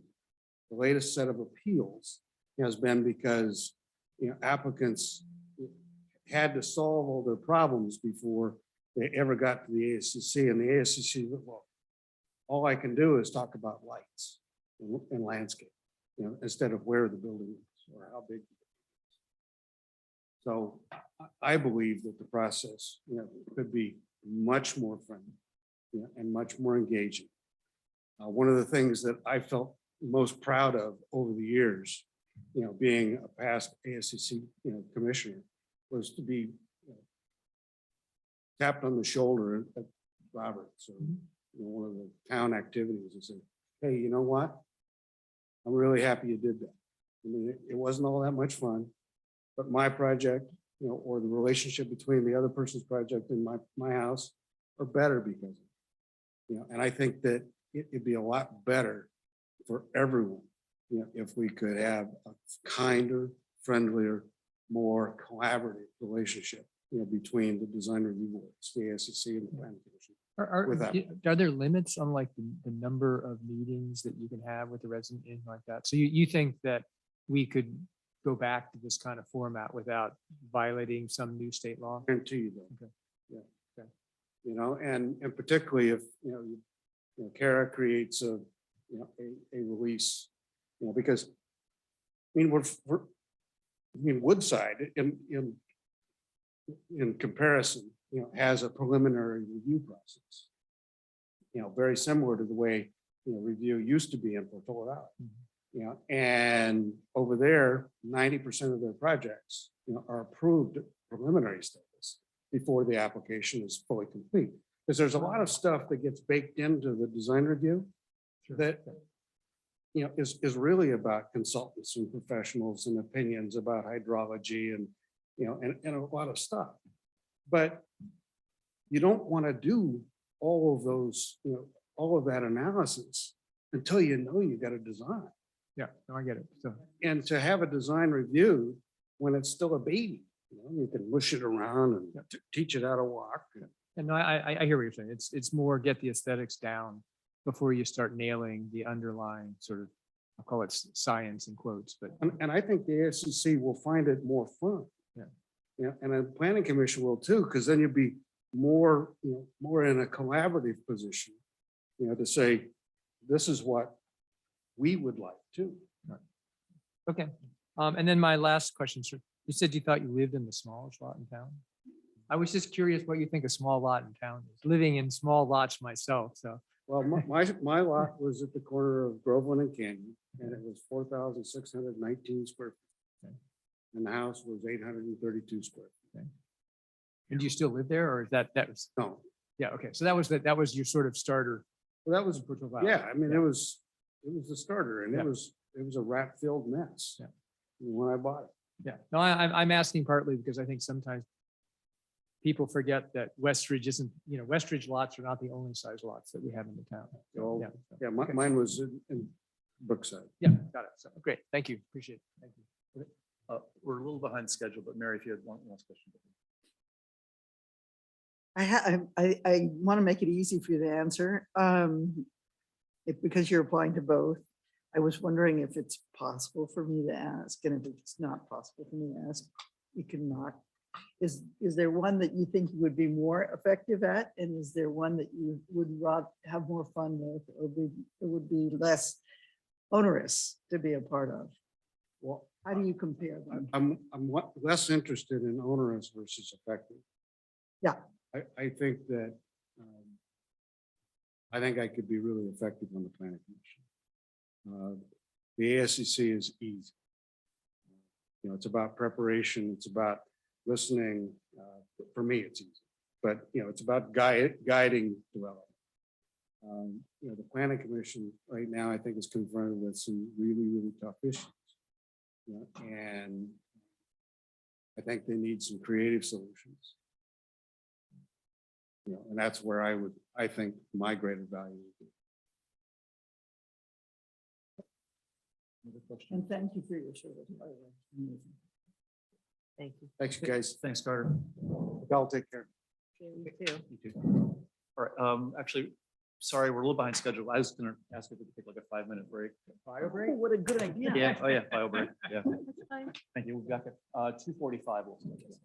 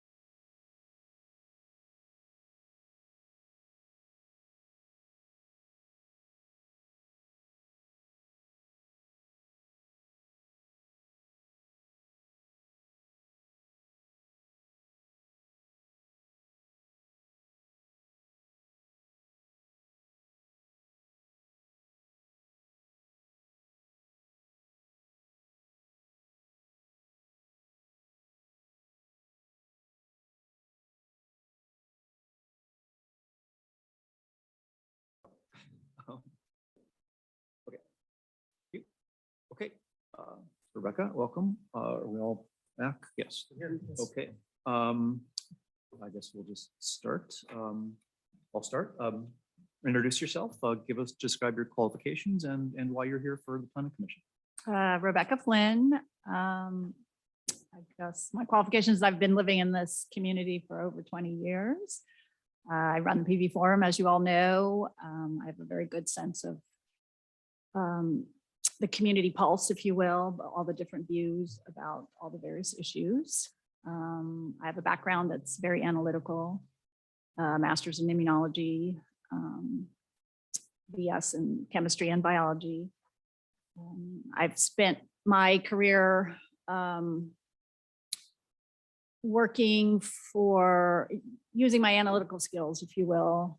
Parts of it were working for nutritional supplement companies or Genentech at one point.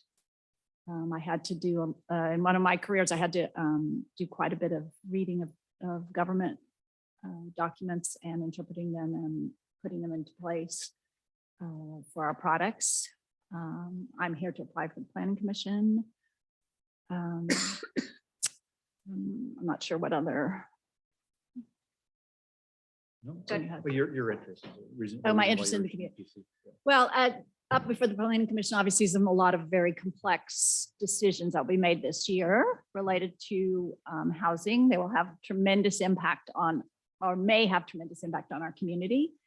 And I feel that I'm one of the better people to be involved in helping make those decisions.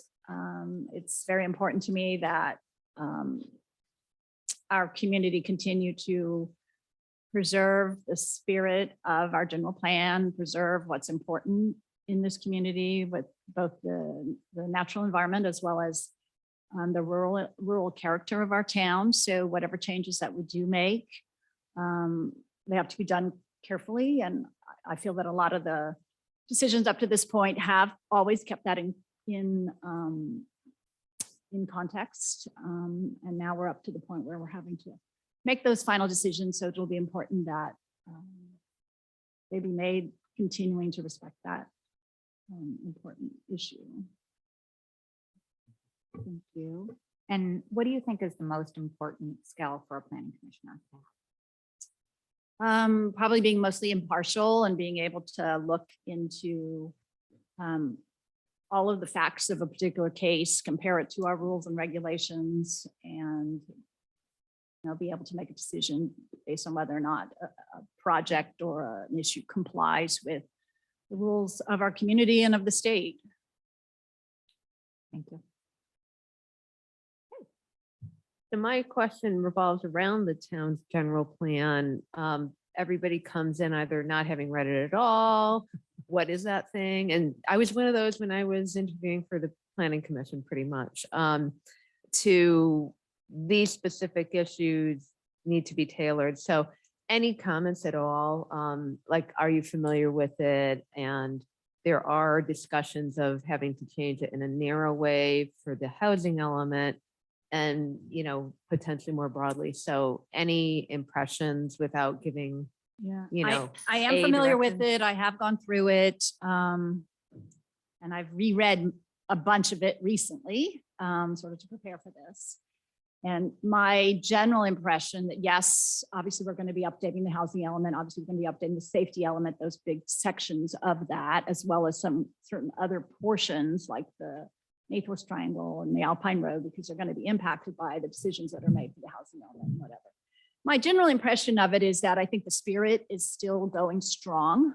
The spirit of we're in a rural community, we want to preserve our natural environment, our open space. These are all very critical. But in rereading it, what my impression was that it's a little out of date. And I say that not in terms of the spirit of it, but in terms of, I reread the Naples Triangle section, for example, which is at the very end. And, it spoke about the fact that this is where we as a community, this was built, obviously written in the 60s, 60 years ago, that we as a community want to put our commercial district here as if it hadn't been built yet. And many of the parts within the whole general plan really kind of reference it. This is where we want to put this type of housing. This is where we want, well, this housing's all been built up now. So in a sense, it's become out of date. So I don't know if that's the sort of thing that at some point we need to rethink, because the document is built as a living document. It was never meant to, the same thing for 60 years. It was meant to be rewritten and updated, every 10, 15, 20 years to, a little bit. So the question is, do we go in and sort of fix some of these sort of outdated things without changing the basic spirit of it? It's helpful.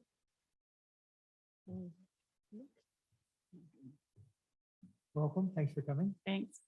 So mine is the long but immediate and controversial question. So the town is currently in the process of updating its housing and safety elements.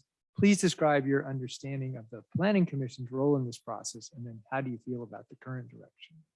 How do I feel about the current Direction. Oh, I see. Yes, I've been following very closely the whole deal with the housing element and the safety element. One can't help but being the moderator, people form not to notice everyone's involvement in those two issues. I think the way the town has put in place The process of updating the housing element has been very good. There in obviously 2020, you know, hindsight's always 2020, so there would be things that I would have done differently, knowing what I know now and how the process worked. But I think kudos to those 19 members or however many there were that served on the ad hoc housing element committee. They really put in hours and hours and hours of work along with the planning department to try to craft a housing element that would be accepted by the state.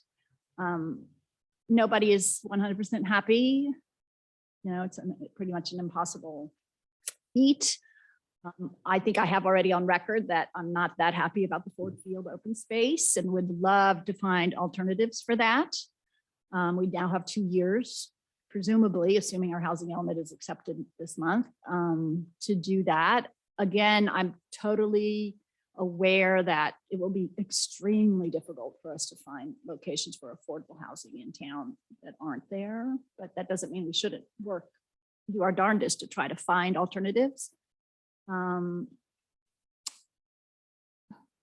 know,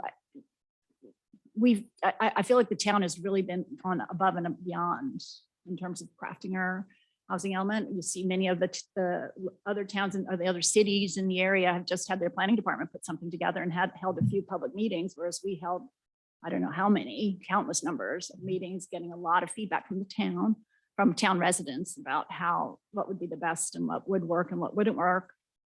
So in that respect, I feel like we've done a lot to solicit to build consensus and solicit things that would work. So, and what do you see the commission's role in moving this forward? I mean, that's good. I mean, you answered, it's kind of a two-part question. So you answered part of it and just prime you on the other part. Commission's role will be to examine what's this housing element and the safety element and these other changes and compare them to what we have and what makes sense to change within the general plan, to approve those or not approve them. I think they do need to weigh how the community feels about these, and also weigh what the state requirements are. You know, we have very little flexibility, frankly, in terms of what we can and cannot approve. But essentially, the planning department, planning commission sort of has a say of translating what the community wants and comparing it to what we've agreed as a community with the general plan in terms of what we want and what we don't want. So, you know, there's not a lot of flexibility, but, you know, we do need to compare it to our own rules and to the state's rules. So that's where the planning commission would come into place. Okay, and how about safety element? I mean, same thing, or do you have sort of slightly different views on that? I think it's similar. The safety element is really dependent on the expertise of the people who put it together, you know, who evaluate each area of the safety element.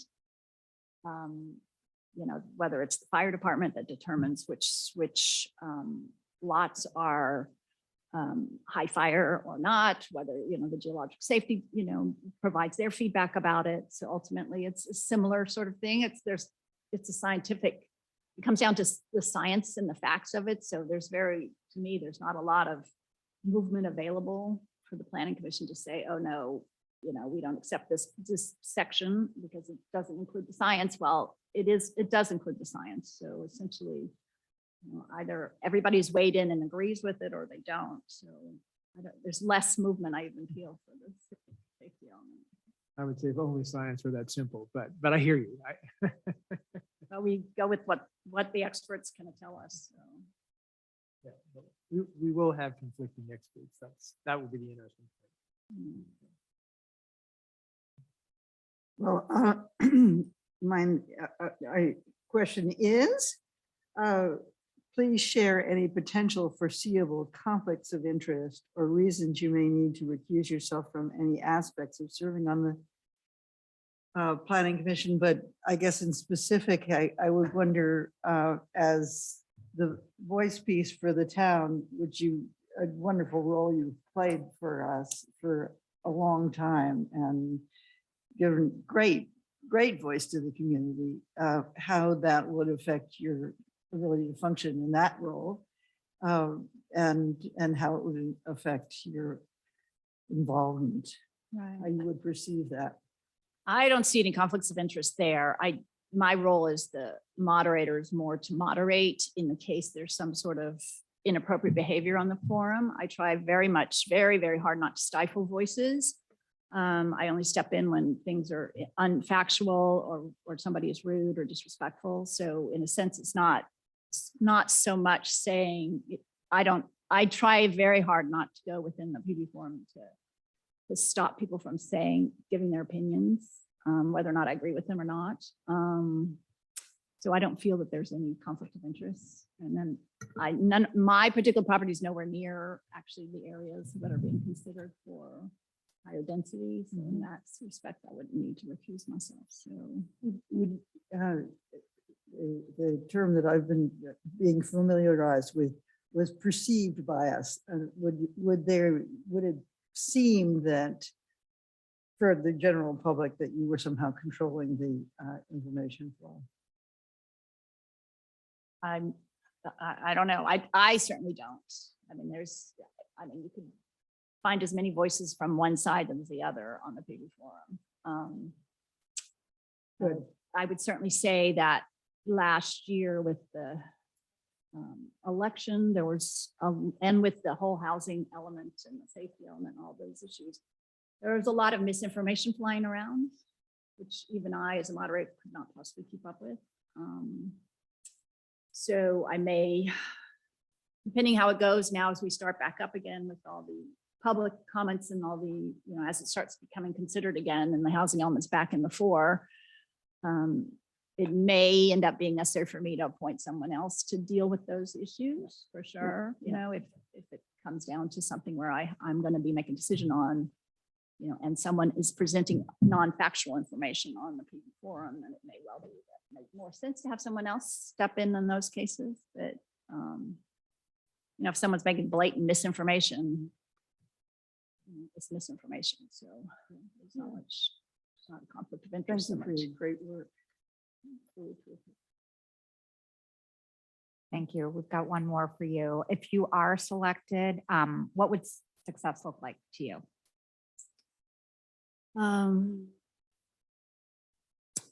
I would say that getting the housing element and getting adequate buy-in from the community for the housing element and the safety element, to me, would be a success.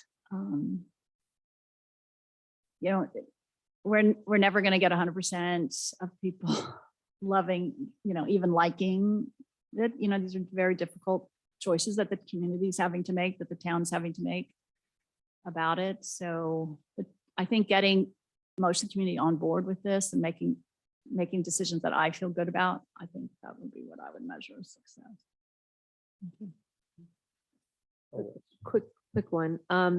So I think we never overlapped because of our age difference in Genentech, but I have that background. And one of the things that has been an evolution for me is thinking about hard facts, rules, and part of the Planning Commission's task is to reflect community values as well. And you clearly have opinions about the general plan and the like, but how do you balance that? Because part of it is you are entitled to have an opinion about things. So as you work this through, how would you factor in kind of the community input? How would you get it? Well, I certainly get it through the PB forum to a certain extent. I get it through talking to people. I get it calling people up and asking their opinions on stuff. Certainly with related to the PB forum, I occasionally chat with people in town to get their opinion before I actually send out that final message, just to get a take on whether or not it makes sense. I think those are the, just Thank you. talking to people. Any other follow-ups? I just, you just sort of followed on what I was saying, which I'm going to now follow on what she was saying. Because that was, when you were saying, I'll just listen to the experts. That concerns me a little bit in the sense that I think Judith framed it better. But this notion of community values, like who are the experts on community values? When you're weighing what the experts have to say, on the one hand, you've got somebody who says, well, if you clear cut this, it's going to be safer. And it's true, it will be safer, but it might not reflect the community values. So how would you deal with the fact that you're not going to get an expert consultant report that's going to reflect the community values? Well, I think having lived in this community for over 20 years, I have a pretty good sense of what the community values are in town. So, I think people voice their community values a lot, just in general, whether it's on the PV forum or not. And do you think you would be comfortable then reflecting those into the process versus just making decisions based on what experts have to say?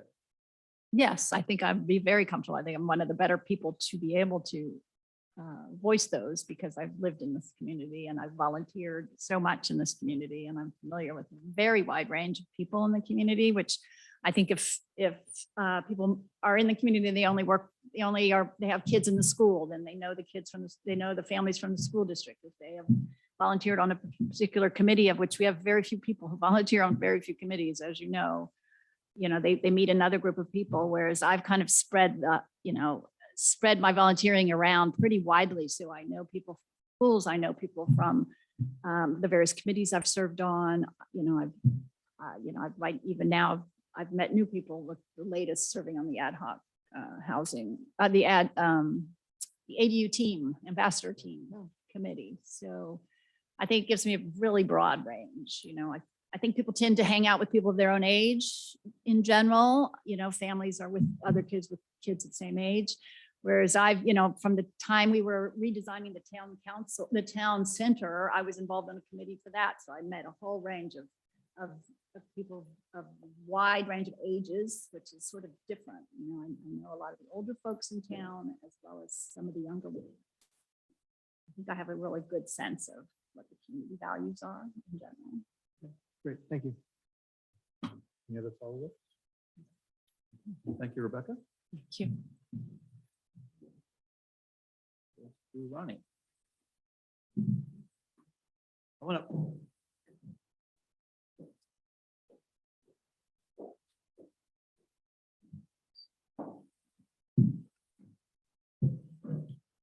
Welcome. Thanks thank for applying. Thanks for being here. First question, tell us about yourself, your qualifications, and your interest in being on the planning commission. Thank you. My name is Ronnie Krasinski. I grew up in the Bay Area. I moved to Portola Valley about 2 years ago with my family to be closer to our extended family down here.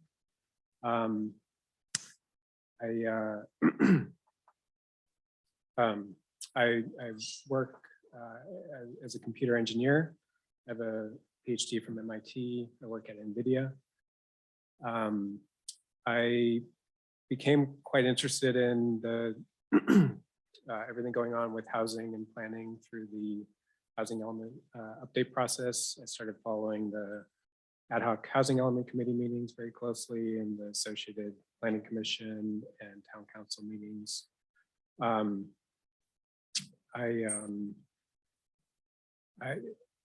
As part of that, I caught on to the spirit of volunteerism in the town. I joined the sustainability committee and then also the ADU ambassador team where we're doing a survey and education material on ADUs.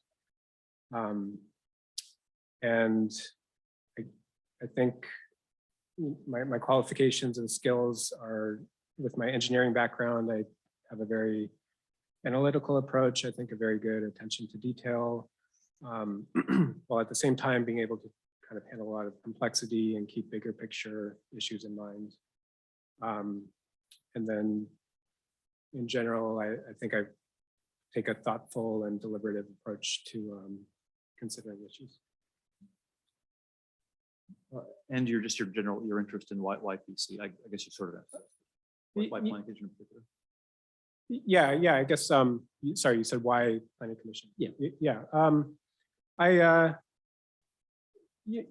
became interested in the housing issues. I looked around at the committees in town And the planning commission seemed like the most interesting to me. I think just to, I don't know, kind of combination of really detail oriented, zoning and stuff like that, but being able to sort of help guide the,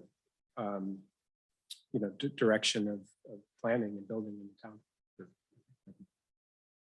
Thank you. And Ronnie, thank you for getting so involved in the town in such a short time of living here. So I think we all appreciate that. What characteristics do you think are most important for a planning commissioner? Yeah, I think, well, I guess hopefully some of the ones I mentioned, I think there's a lot of details. So it's a lot of attention to detail and, updating a zoning code and like all the specific aspects of that. But I think along with that, paying attention to what some of the unintended consequences might be. So, being able to reason through scenarios like that. And then also everything is in the context of having, the goals outlined in our general plan. So kind of being able to mix those two, the details of what's going on with the bigger picture things we're trying to accomplish. Okay. Have you read our general plan? I've read many sections of it. The introduction, the planning sections, the housing element, and the current updates. Okay, because it's fair if you haven't, but to the extent that you have, we're looking for any sense, what maybe you could comment on what particularly resonates with you or what your general thoughts on the structure are. When I was interviewing for the planning commission, I did not have that background particularly. And it's a pretty unique document from what I've gathered over the years. So Yeah. want your thoughts. Yeah, I'm very impressed with it. I think it's in many ways a beautiful document. I guess what resonates the most with me is kind of the respect for the land and the environment and the desire to have the structures and houses sort of integrate with the environment and in a way be subservient to the landscape. And yeah, before moving here, I never really thought much about planning and general plans. I didn't really know what was in them, but I guess I've come to realize that, it's really the general plan and the planning aspects that the town has done that have made it a nice, wonderful place that it is today. Thank you.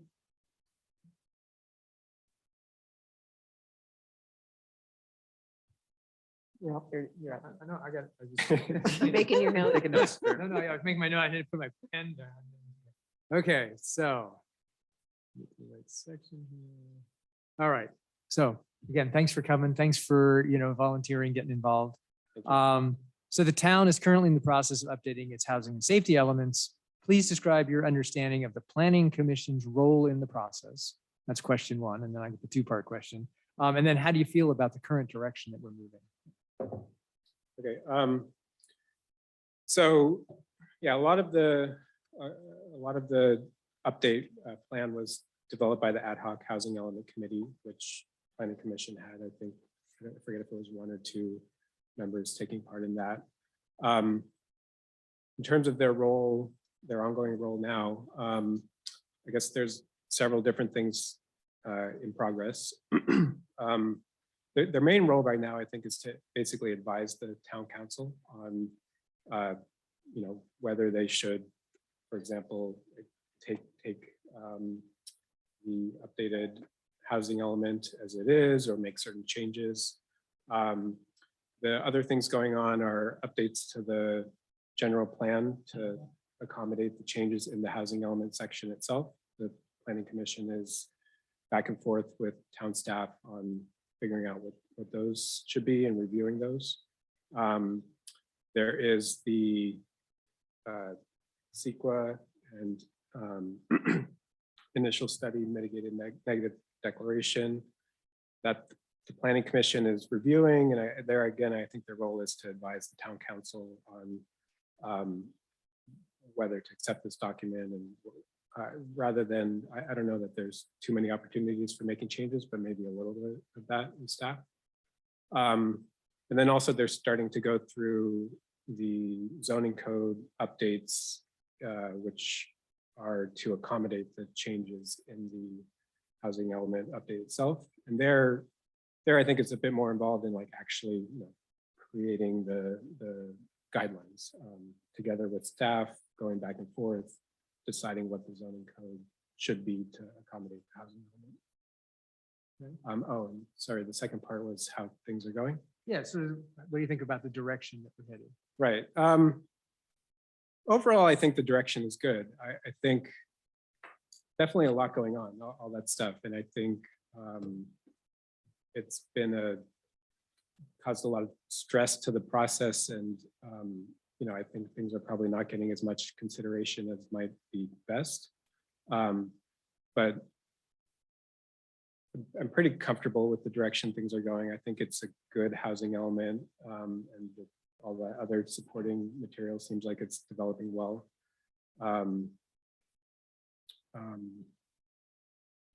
Yeah, so I think that's the answer.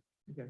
And then I guess it really makes my a four-part question is, then there's sort of the safety element. Do you see any differences when you think, between the housing element, the safety element, and planning commission's role and kind of the direction we're headed with in terms of the safety element?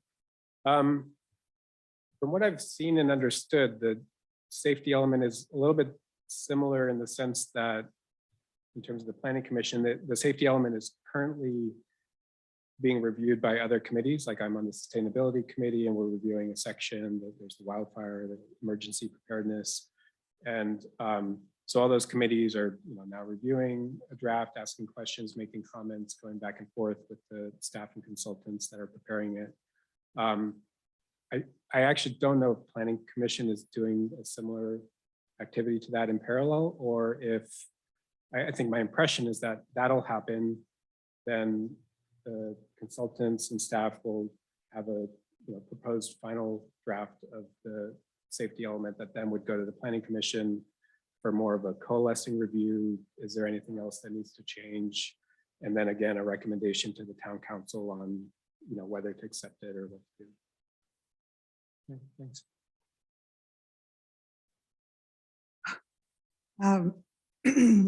Can you please share any potential foreseeable conflicts of interest or reasons you may need to be recuse yourself from any aspects of serving on the planning commission?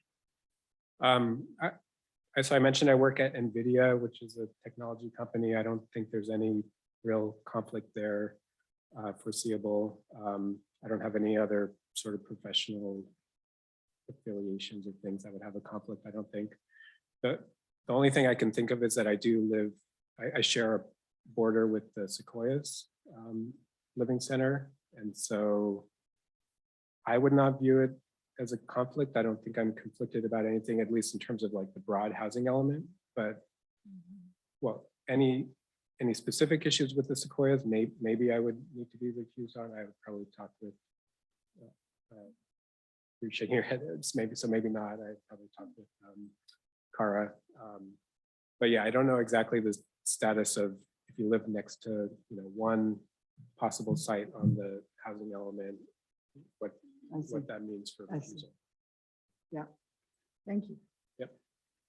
Cara, did you want to comment on that one, or did I saw you pop up for a second? Quasi judicial.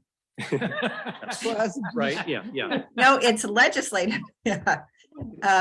So the Sequoias is a inventory site. So yeah, it is possible that you would have to segment yourself from that particular decision. Again, it's tied up a little bit on dependent on the opinion we get with respect to Judas conflict. Thank you. Yeah, if you're selected to be a planning commissioner, what would a successful term look like to you? Successful term. Yeah, the planning commission, I don't think it has like a goal or something it's trying to achieve. It's ongoing work. And so, I guess it just comes down to individual projects having successful outcomes, and that, I guess looks like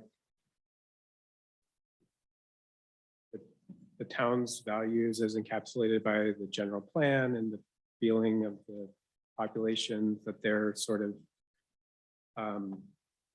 supported and aligned with the direction of planning in the town. Obviously, in this next term, there's the housing element and maybe some other issues that we're facing, and I guess, yeah. So having a successful resolution and beginning of execution of those, where it's not that everyone in town is going to be satisfied. I think it's clearly not going to be the case with the housing element. But I guess just that the town continues to be a great place to live with all the wonderful qualities that we enjoy. Other follow-ups? I'm- I just have a quick one. It's a similar one to one I've been asking others, which is you do have a framework that's required by law, state, local, general plan, and then you also have community values. And how do you think about achieving the right balance there?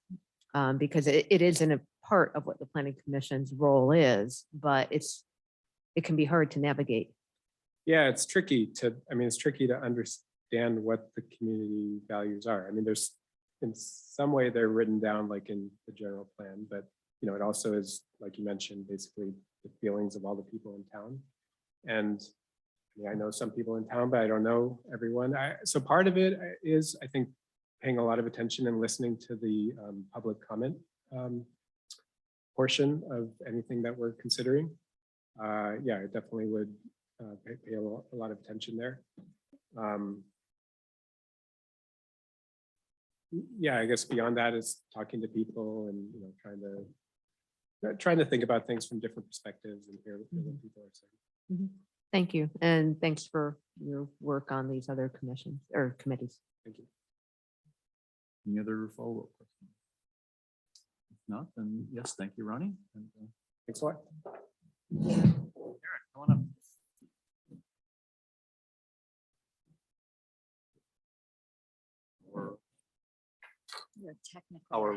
Our last contestant is Patience. Sharon Vatra. Welcome. Thank you for applying. And you've seen this before, so I'll dive in. Tell us about yourself. Describe your qualifications and why PC. I actually applied for the PC in 2016. I think there were 7 candidates for one open non-incumbent seat. And I remember Ann Winger asked me one question and that was it. And, there's a lot of candidates. So I've been interested in government for a long time, even though that was not my career. So I have amazingly during the pandemic, watched every town council and planning commission, housing element. I just find it interesting. So that's just a side issue. So I've been here for 20 years. I built my own house here. So I'm intimately aware of construction and all those kind of things. But to give a bigger background picture of why I decided to do this and who I am is that it's kind of similar to what I did in my career also, is what I'm good at is I understand things really analytically, but I also listen to everybody and everybody's opinion, and almost to a fault, because it exhausts me at some point, but I can bring it together. I can bring the ideas together to create a solution. And I think that's kind of what we need here, is to be able to do both. Whether it's a mandate or it's somebody, trying to negotiate different people's interests. And so that's how, that was kind of my job at my career. And when my company went public, that's kind of what I did, working with the customers and with the engineers and how to implement things. So it was kind of being the middleman. And I also kind of think that's what I did in the wildfire committee, with really tough issues that we have to understand technically and have to try to figure out like, how do you come up with something that, you know, works as best as possible for as most people as possible? You know, whether it's a financial success or it's a government thing, or it's kind of the same kind of skill. And I wanted to bring that here. And I thought, because I've been here so long and been involved in so many different government things, I think I have enough of a background to be able to help here. I'm not a lawyer, but other than that, I think I can dig deep and be of service. What do you think is the most important skill for a planning commissioner? I think listening. I think really being able to listen both to the people and the technical aspects of it, and be able to really understand it in a really deep way, to try to come up and be creative. And that's kind of like, you can be really analytical, but if you can't be creative, trying to figure out, is there something out, other solution? And during the housing element process, I did come up with a couple of small ideas that were implemented. And so, like I suggested to not include outdoor space, because because if you start adding a lot of balconies, that's a lot of space that takes up from being able to put more setbacks from the neighbors. And so those kind of small things, they all add up to making a slightly better solution. That's kind of, did I answer the question? Sorry. Definitely. Thank you. So in terms of your familiarity with the general plan, have you read it? Have you read parts? And what remarks might you have? What strikes you? I read the general plan maybe 8-10 months ago, and I think it's a nice document, and it really brings out the character of Portola Valley, because we really are different than Atherton and Los Altos Hills. Maybe not so much Woodside, but and I think there is a real beauty to that, and I think there's a beauty of why we're all here. We're spending all this time, and why you all volunteer to be council members. So that's sort of my general big picture. Yeah. Then that's fine. Craig, over to you. Sorry, I'm gonna ask questions and write sometime. All right, so mine is I've decided it's the 4-part question. So the town. Each part, and maybe What? do each part, and I'll answer each part. Yeah, no, I'm gonna ask them all, and then if the ones you don't answer, I'll help remind you. Okay, thank So you. yeah, you don't have to memorize them all, but so the town is currently in the process of updating its housing and safety elements. Please describe your understanding of the planning commission's role in the process. So I'd say in housing and safety. And then how do you feel about the current direction, again, in the housing and in safety? What was the first part? So the planning commission's role in this process, like what's their kind of sort of process role in moving both the housing element and the safety element to a conclusion? I think similarly, it's making a good structure and really refining what kind of pulling together all the elements from the other groups that have said something. And so then you have something, and then you refine it, as I spoke on earlier. But as much as possible, working together as a group, or listening to everybody, and to create something that's the deliverable to the town council, and then they again refine it. I'm really a believer that when creative ideas isn't one genius, maybe there's one or two people that are really thought leaders, but then it's creating everything gets better with more and more thoughts and ideas. And so I think the planning commission is like the step before the town council, and the town council should and probably does make changes, but kind of coalescing that final draft that can go to the town council, and the town council uses their own brain to adjust things as they their own experiences. Thank you for assuming we have brains. I appreciate that. Okay, and do you, in your mind, is there any difference in the safety element versus the housing element process, or do you sort of see it as sort of the same? And how do you think about that? I actually think there is a difference. The housing element is a very strict law, and it makes a very definitive moment as soon as we can debate whether especially when the zoning happens. That's that changes things forever. that's, you know, the safety element is a little more squishy. There aren't laws in the safety element. They are directions. We would like the town to explore X, Y, Z. We would like the town to explore A, B, and C. And so it's sort of more like the general plan. This is the areas we want the town to explore. And there's some things that, you know, maybe we're going to accept this map and that's more a hard line, but most of the things on the list are actually, you know, let's evaluate, you know, reforestation and, you know, and how do we manage the forests? It doesn't say how, it's not prescriptive. And so what's nice about it, then the town council will, at a future date, make the prescriptions if necessary, that the laws. So they're actually quite different. Okay. And then the last part of this question is just, how do you feel about the current direction of the housing element? How do you feel about the current direction of safety element? I think we struggled a lot through this process, but I think the town came together, and I think we're really, you know, doing a darn good job at this point. The safety element, you know, we can talk about what happened in the past, and it could have been served by more public input, but you know, I think we're course correcting a lot, you know, and I think we're on a good track at this point. Well, do you see any potential for conflicts of interest or reasons why you'd have to be recused from the processes? I only own one piece of property here in town, and I don't have any relationships to any businesses or anything, but I do own a lot of general, you know, nationwide nationwide stocks that I have, that I can trade and sell. But I can't foresee anything, you know. Yeah. But nothing that I think has any business, you know, directly in town or, you know, with the town government.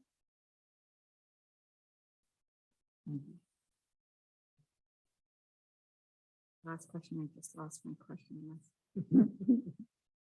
That's the last question. Yeah, if you're, I should have it memorized. If you're selected to be a planning commissioner, what would a successful term look like to you? I hope that I could contribute, and I hope that, you know, one of many that we could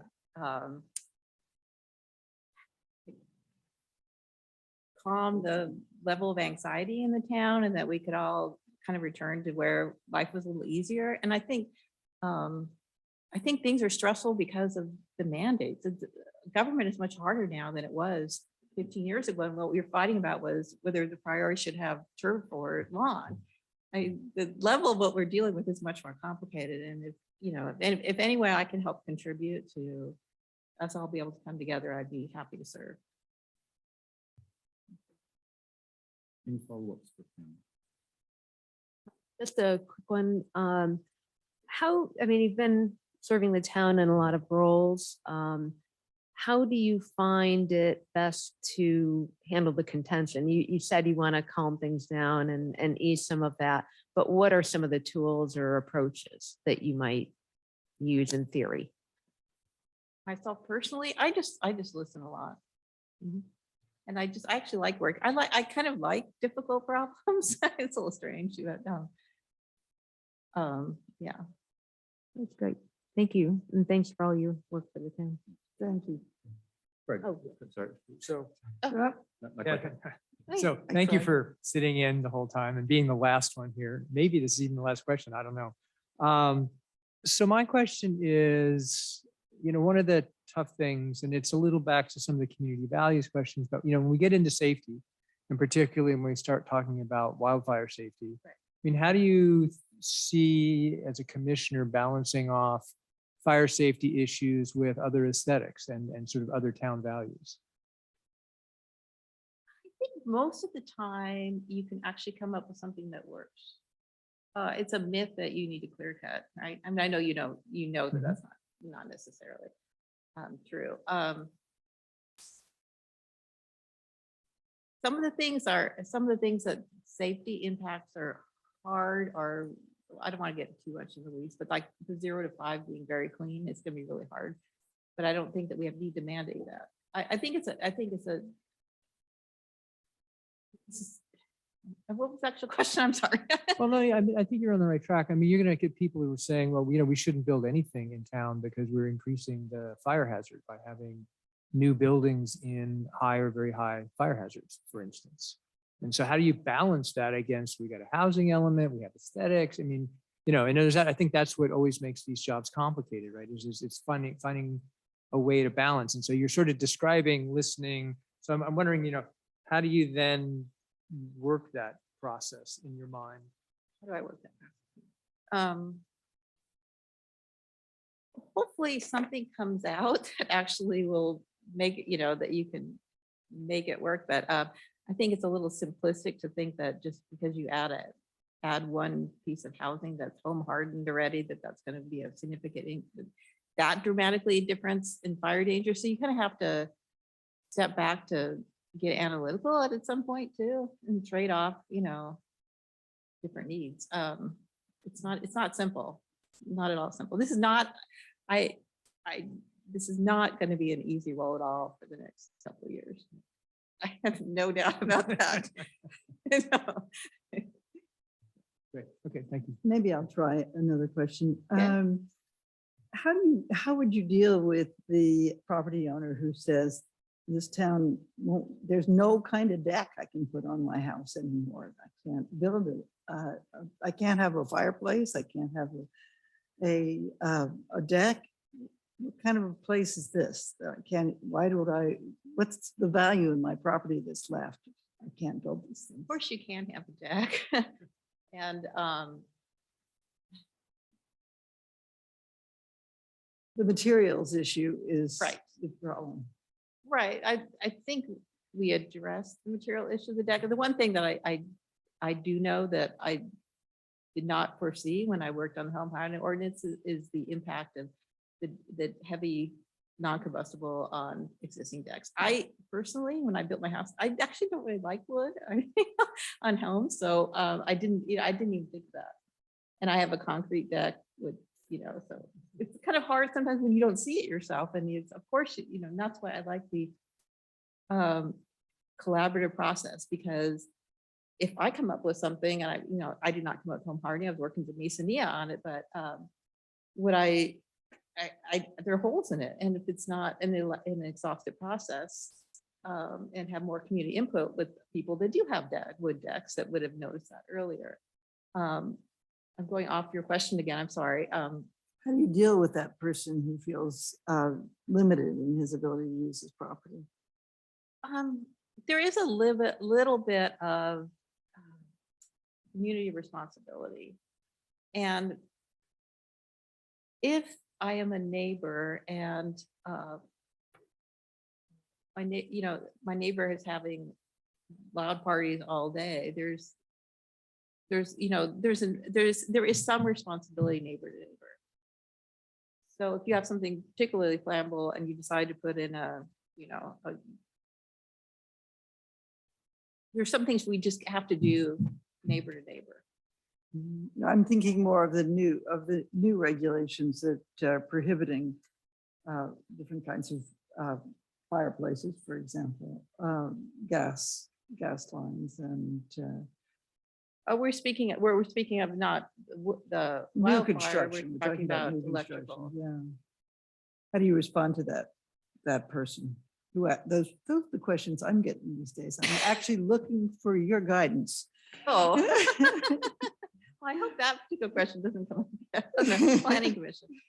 I struggle a little bit with the electrical ordinance myself.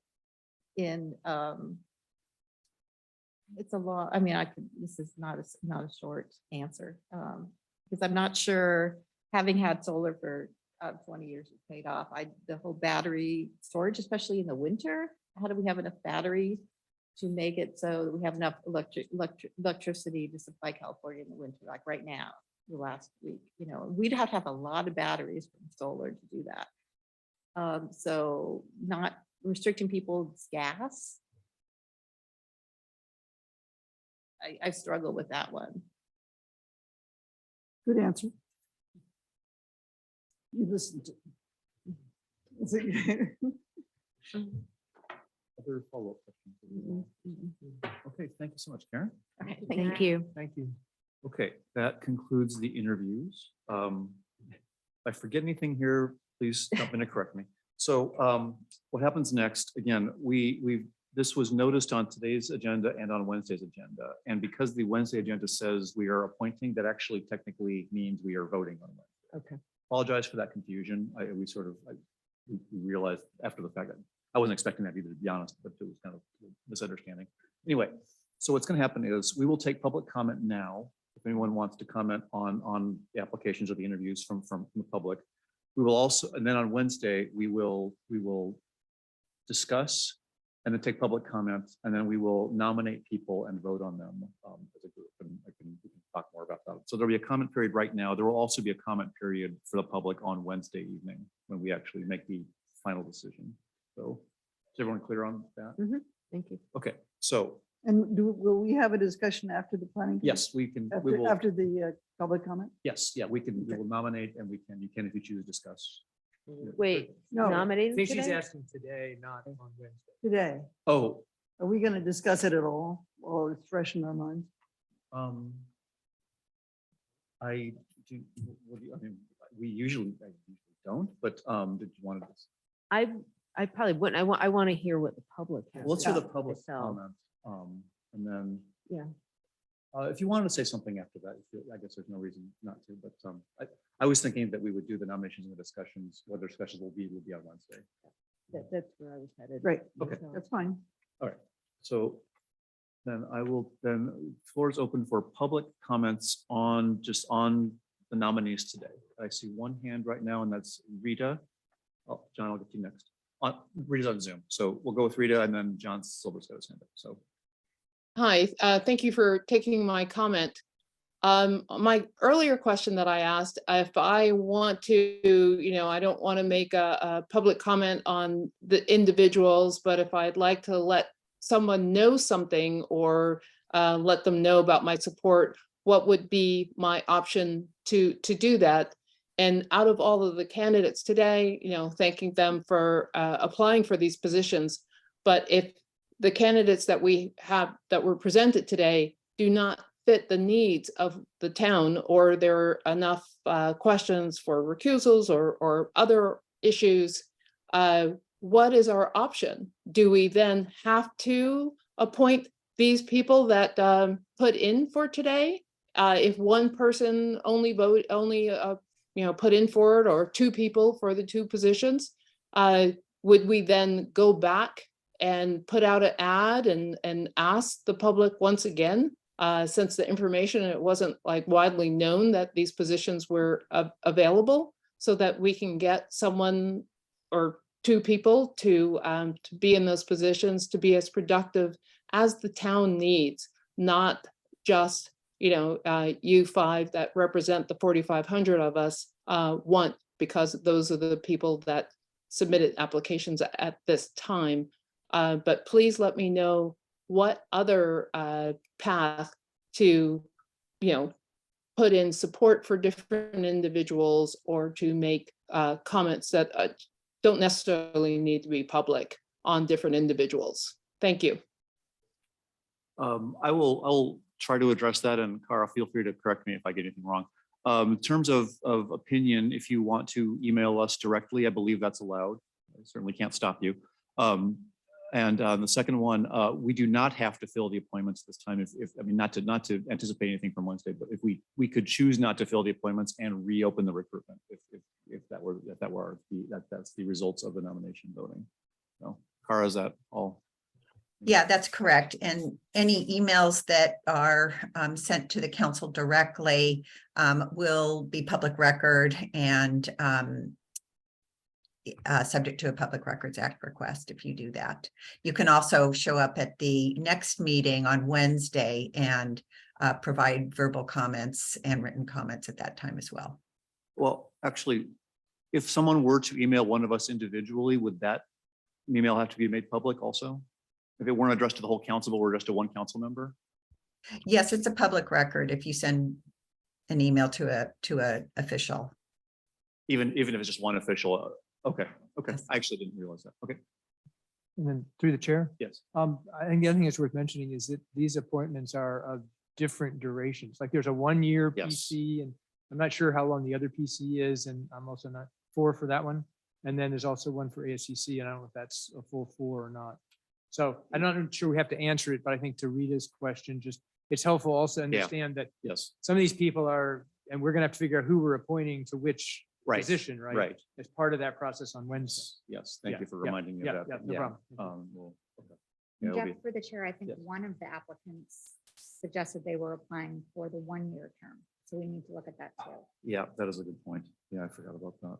But we should ask if that was her intent or whether she just thought that's what she was applying for. I mean, I don't know. I mean, maybe Yeah. she really It's a fair truly point. wanted to limit it, but we should check. What we'll do is have, maybe staff could check with that candidate and then have an answer for us on Wednesday. I mean, it'll be all to public, but we just have a private outreach and then do a public answer. Is this a fair moment to ask about whether some of the applicants for the planning commission would be interested in the SCC position? Let me finish public comment and then Okay. we can address that. You So, move it. John Silver had his hand up and then David Cardinal's hand is up online. So John, go ahead.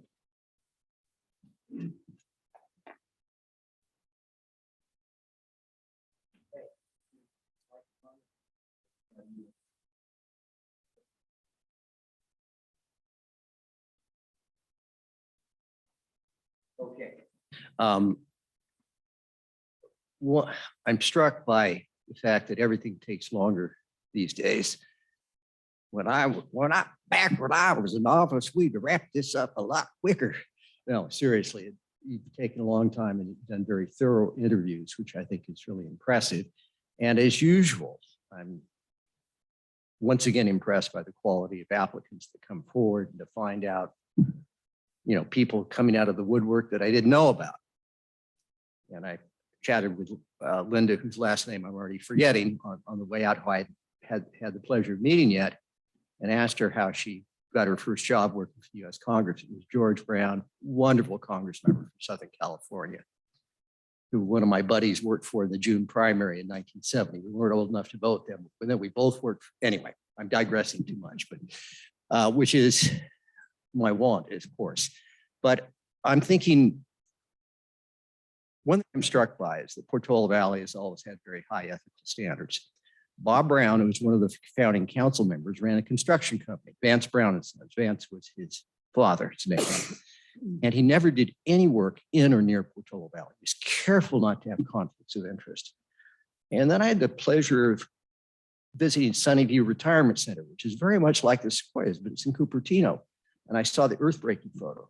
I recognized Bob Brown with his foot on a shovel there. He didn't have any part in building the Sequoias, but he built something like it in Cupertino. And I was struck how then when I was on the county planning commission, I became aware that the county had higher ethical standards than the town had come to have. If anyone on the county planning commission, which I served on, had ever had any project or their firm did before county government that came before the county planning commission, they would have been removed from the planning commission immediately. It would not have been, oh, you step down and have one of your subordinates present the project. That we need to have high ethical standards. And I think that's really, really important. Now, it is tough where in something like the ASCC, you want someone who has expertise, and some of them are going to be architects, and occasionally conflicts will arise. But when they become pervasive, it's a real problem, both in fact and in perception. I was once canvassing, I can't remember which election it was, on Russell Avenue in Woodside Highlands. I believe it was the 2005 election, or maybe one a couple of years after that. And when a woman found out I was been involved in town government, she exploded. She said she was given to believe that if she didn't hire a particular architectural firm, she'd have a harder time getting her project through. And indeed she did. I have no reason to believe that it was because that firm wasn't hired, but there certainly was a perception that you got to play the old boys network or you don't get your project. And that was in the past. I think it's important that it remain in the past. When the County of San Mateo has higher ethical standards than the town of Portola Valley. We got to be asking ourselves questions. Thank you. Thank you, John. I see two more hands up. And fortunately, they're both online. David Cardinal's next. Go ahead, David. Great, thanks. I cannot imagine the irony of having John Silver say things used to go faster, but there you are. I love John. John is laughing the loudest at that. Thank you. But I frankly totally disagree on this point. I would value greatly someone like Carter and a collaborative approach to the way we do our planning review, I guess.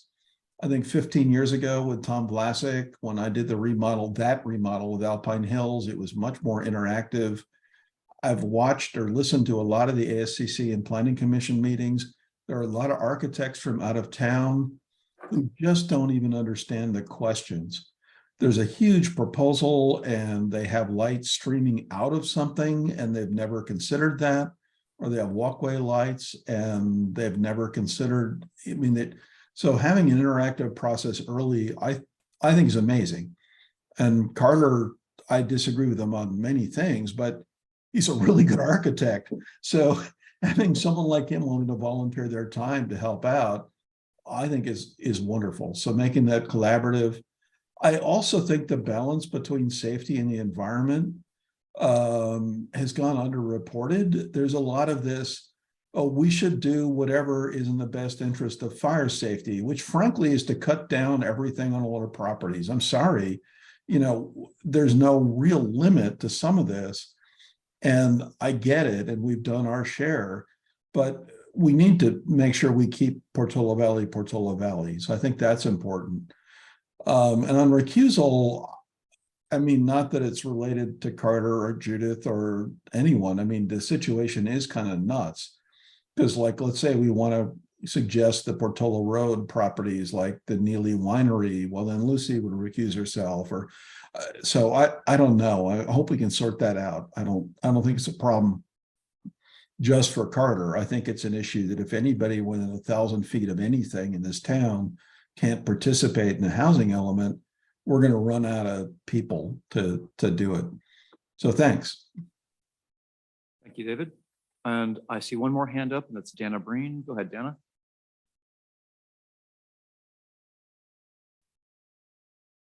Hi. What a pool of candidates. My goodness. That was so impressive. I just wanted to weigh in, yes, quickly about Carter, because I served with him for 15 years on ASCC. And, I think maybe he recused himself probably 3 or 4 times a year. So it wasn't a big deal. He just wasn't in the chambers for that project. And I listened to him talk today. I think the ASCC is going to need some good leadership coming up. And I also agree. I think that ASCC only met 7 times last year. My goodness, let's get them back to work. And I also think we need to go back to preliminary projects, but that's another subject. But I just wanted to say that. And also Linda Brothers to have a CEQA attorney right now at a time that we may be going into CEQA stuff, I think it is rather extraordinary. Thank you. Thank you, Dana. Okay, I see one more hand up. Oh, nope, I don't. Okay. If no one else from the public wants to comment, then we can round up one last round of discussion. If you have questions or wanted to. No, I'm very impressed with the whole group, and I think we got along. You did have a question. You wanted to ask about whether PC. If someone we- could apply. Yeah, I did ask that. Now's the time to ask that. Okay, well, I thought I'd already asked it. Yeah. So, no, it's a good question. Not, in other words, whether we can add, whether we could have staff ask them whether they would, because we have less ASCC candidates. Than we Right. do as Is there, well, what I would say Should we is ask all of them? first we consider the ACC candidates and PC candidates we have for their respective roles. we maybe ask them beforehand if they would be willing to serve. Yeah, on the that's other what I'm ones. wondering. And then if. If we ask couldn't- them if we couldn't all fill that it. question, then they could, then we'd at least have that piece Yes. in our back pocket. Cara, is there a reason we couldn't do that before the meeting on Wednesday, just to know if people were willing to serve on the other committee? No, I think that's a great idea. You can certainly do that. Well, Or then staff can do that. We wouldn't act on it unless we. were at a No, point where we unless couldn't, we like, needed it. but Yeah. We wouldn't just, yeah. And you're gonna ask at the same time that they understand that there's two open PC positions with different terms. Yes. I mean, if you're gonna talk to them, you might. Yeah, as yeah, well yeah, get my- both of those clarified Yes, with yes, the- agreed, yeah. So who does that from the staff, just out of curiosity? Oh, there Melissa, she can you do goes. that? Or I was thinking Melissa or Cara, but I wasn't sure. if it- Melissa? Okay, Yeah, thank you, Melissa. thank you. Yeah. City clerk. Yeah. yeah. Okay, any other? comments? The only consideration on that is we didn't really ask all of the questions of all of the people. So I don't know Yeah, how to factor that in, to be honest. I'm just raising it as yeah. we would have gone through everything if we We had were kind of a known. little different. Yeah, but we got a They were lot of the very similar. close. The questions. Yeah, they all were very close. very Similar. I guess, well, if you were concerned about it, we could just not deal with it at that meeting and reopen the recruitment with these people as sort of current Mhm, candidates. mhm. One way or the other. We could, I mean. I like that suggestion. Let's get the information first, who- Okay, what they're and see if we're- interested see if we- in. See if, don't Yeah. solve the problem until we have it. Yeah, yeah. Okay. Anything else from the council? No, fulsome discussion on Wednesday we'll plan on, and we might want to, I mean, the public might be confused about the process. Yes. So I would want to make sure that it's clear they can weigh in should they want to On Wednesday. on Wednesday Yes. on the topic. I'll definitely take, we'll Okay. definitely public comment again Okay. before we nominate and vote on Wednesday. Yeah. So, okay. And just, so yes. you think the Wednesday format is gonna be, each of the council members is gonna sort of describe some of their thoughts about this process and the candidates, and then we're gonna take public comment, and then we're gonna do nominations, and then we're gonna vote? Is that kind of the process you're I think that's envisioning, or- nice. Well, I'm just trying to, I just Yeah, want, yeah, I wasn't yeah. pitching something. I just want to make sure that the public understands what I'm we pitching think you. we're gonna do. For you. Oh, thank you. Okay. I guess we could do that. My first thought was, we take public comment. Then we sort of, I was suggesting, gonna say we take public comment, then we nominate, sort of just go through nominations for each group. And then we could discuss them.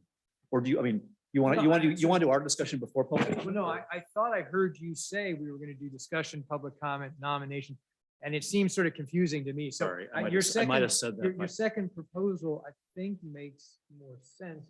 That's what I Public was. comment first. Public comment first, so that people can, support their candidates. Yes. And then Nomination. we can, And then we we can- can do nominations and then have discussions on the Yes, nomination. yes.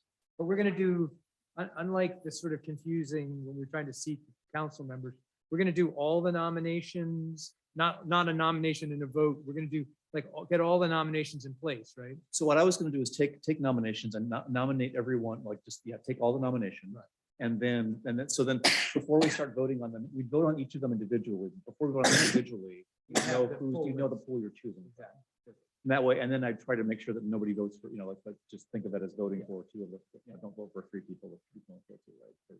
Unless you're. Well, we get 5 votes, right? On each- not just- Now I'm I- confused. So to beat the dead horse, though, we're doing public comment, Mhm. then we're doing nominations. Yes, Then we're doing discussion only on the nominees. yes. And then we take a vote on only 2 people per. Well, we go through the vote and when we've got 2 winners. Right. Well, we filled each spot, we're done. You can But only everyone- vote twice is what I meant. I'm Everyone sorry. can vote twice, but you know who, who the full, if you want to vote for the 4th person, you know to wait for the 4th. Just so we're not saying, well, we'll nominate 1 person, vote, and if 3 people happen to like them, then nobody can say we ignored the 4th person. So you won't you won't vote for anyone until you know exactly who and who is not nominated. I mean, presumably everyone will be nominated, that doesn't have to be the case. So you'll know exactly who your choices are before you start voting. Regardless, then- so regardless of the order we vote in, I think that's fair. Yeah, that's fine. No, that's a better, I definitely, think knowing everybody. And then in terms of who gets the 1-year term and who gets a full term, That's would we do that after we had the 2? In that case, we will have to Yeah, we'll have to, I think it's probably cleaner to nominate, select two, the four people, And then select. and among then the say two. who's going to be the two, select, assign them to those terms.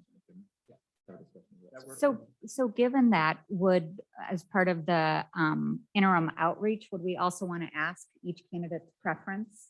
For the- Because we only had the the preference terms. from one person, Yes. so that it's equitable, we'd ask each Yes, of we them. will so ask we'd their know. preference for the two terms, and also the PC candidates, we will ask if they're interested in the ASCC position. if they Okay. would not. Thank you, I Melissa. think that was the plan. Yeah. Just, but I'm just now, I'm Yeah, just yeah, recapping, yeah, so no, I that's perfect, remember yeah. everything. Okay. Cara, Melissa, have I forgotten anything? I just want to point out that during the nomination process, Mhm. there will be a motion and a second Yeah. required. For each person For- nominated? Yes. Yes. So each person has to get, each candidate has to get a Yeah, motion and a to- second To be able to move forward move to the voting take consideration. process. Yes, correct. And I just offer that you should, probably want to do this anyway, just in the beginning of the item, provide a summary of what we did today and explain what the process is going to be. Absolutely, yeah. Anything else, Cara? Nope, you said it well. Okay. What's that? Is it time for a It is, motion? yes. Motion to adjourn? One second. Well done here. All in right. favor? Yep, we're good. Thank you, everyone. Thanks, everybody. Thanks, everybody who sat, hung in Yeah, with thank us. you. You're the most impressive, Betsy.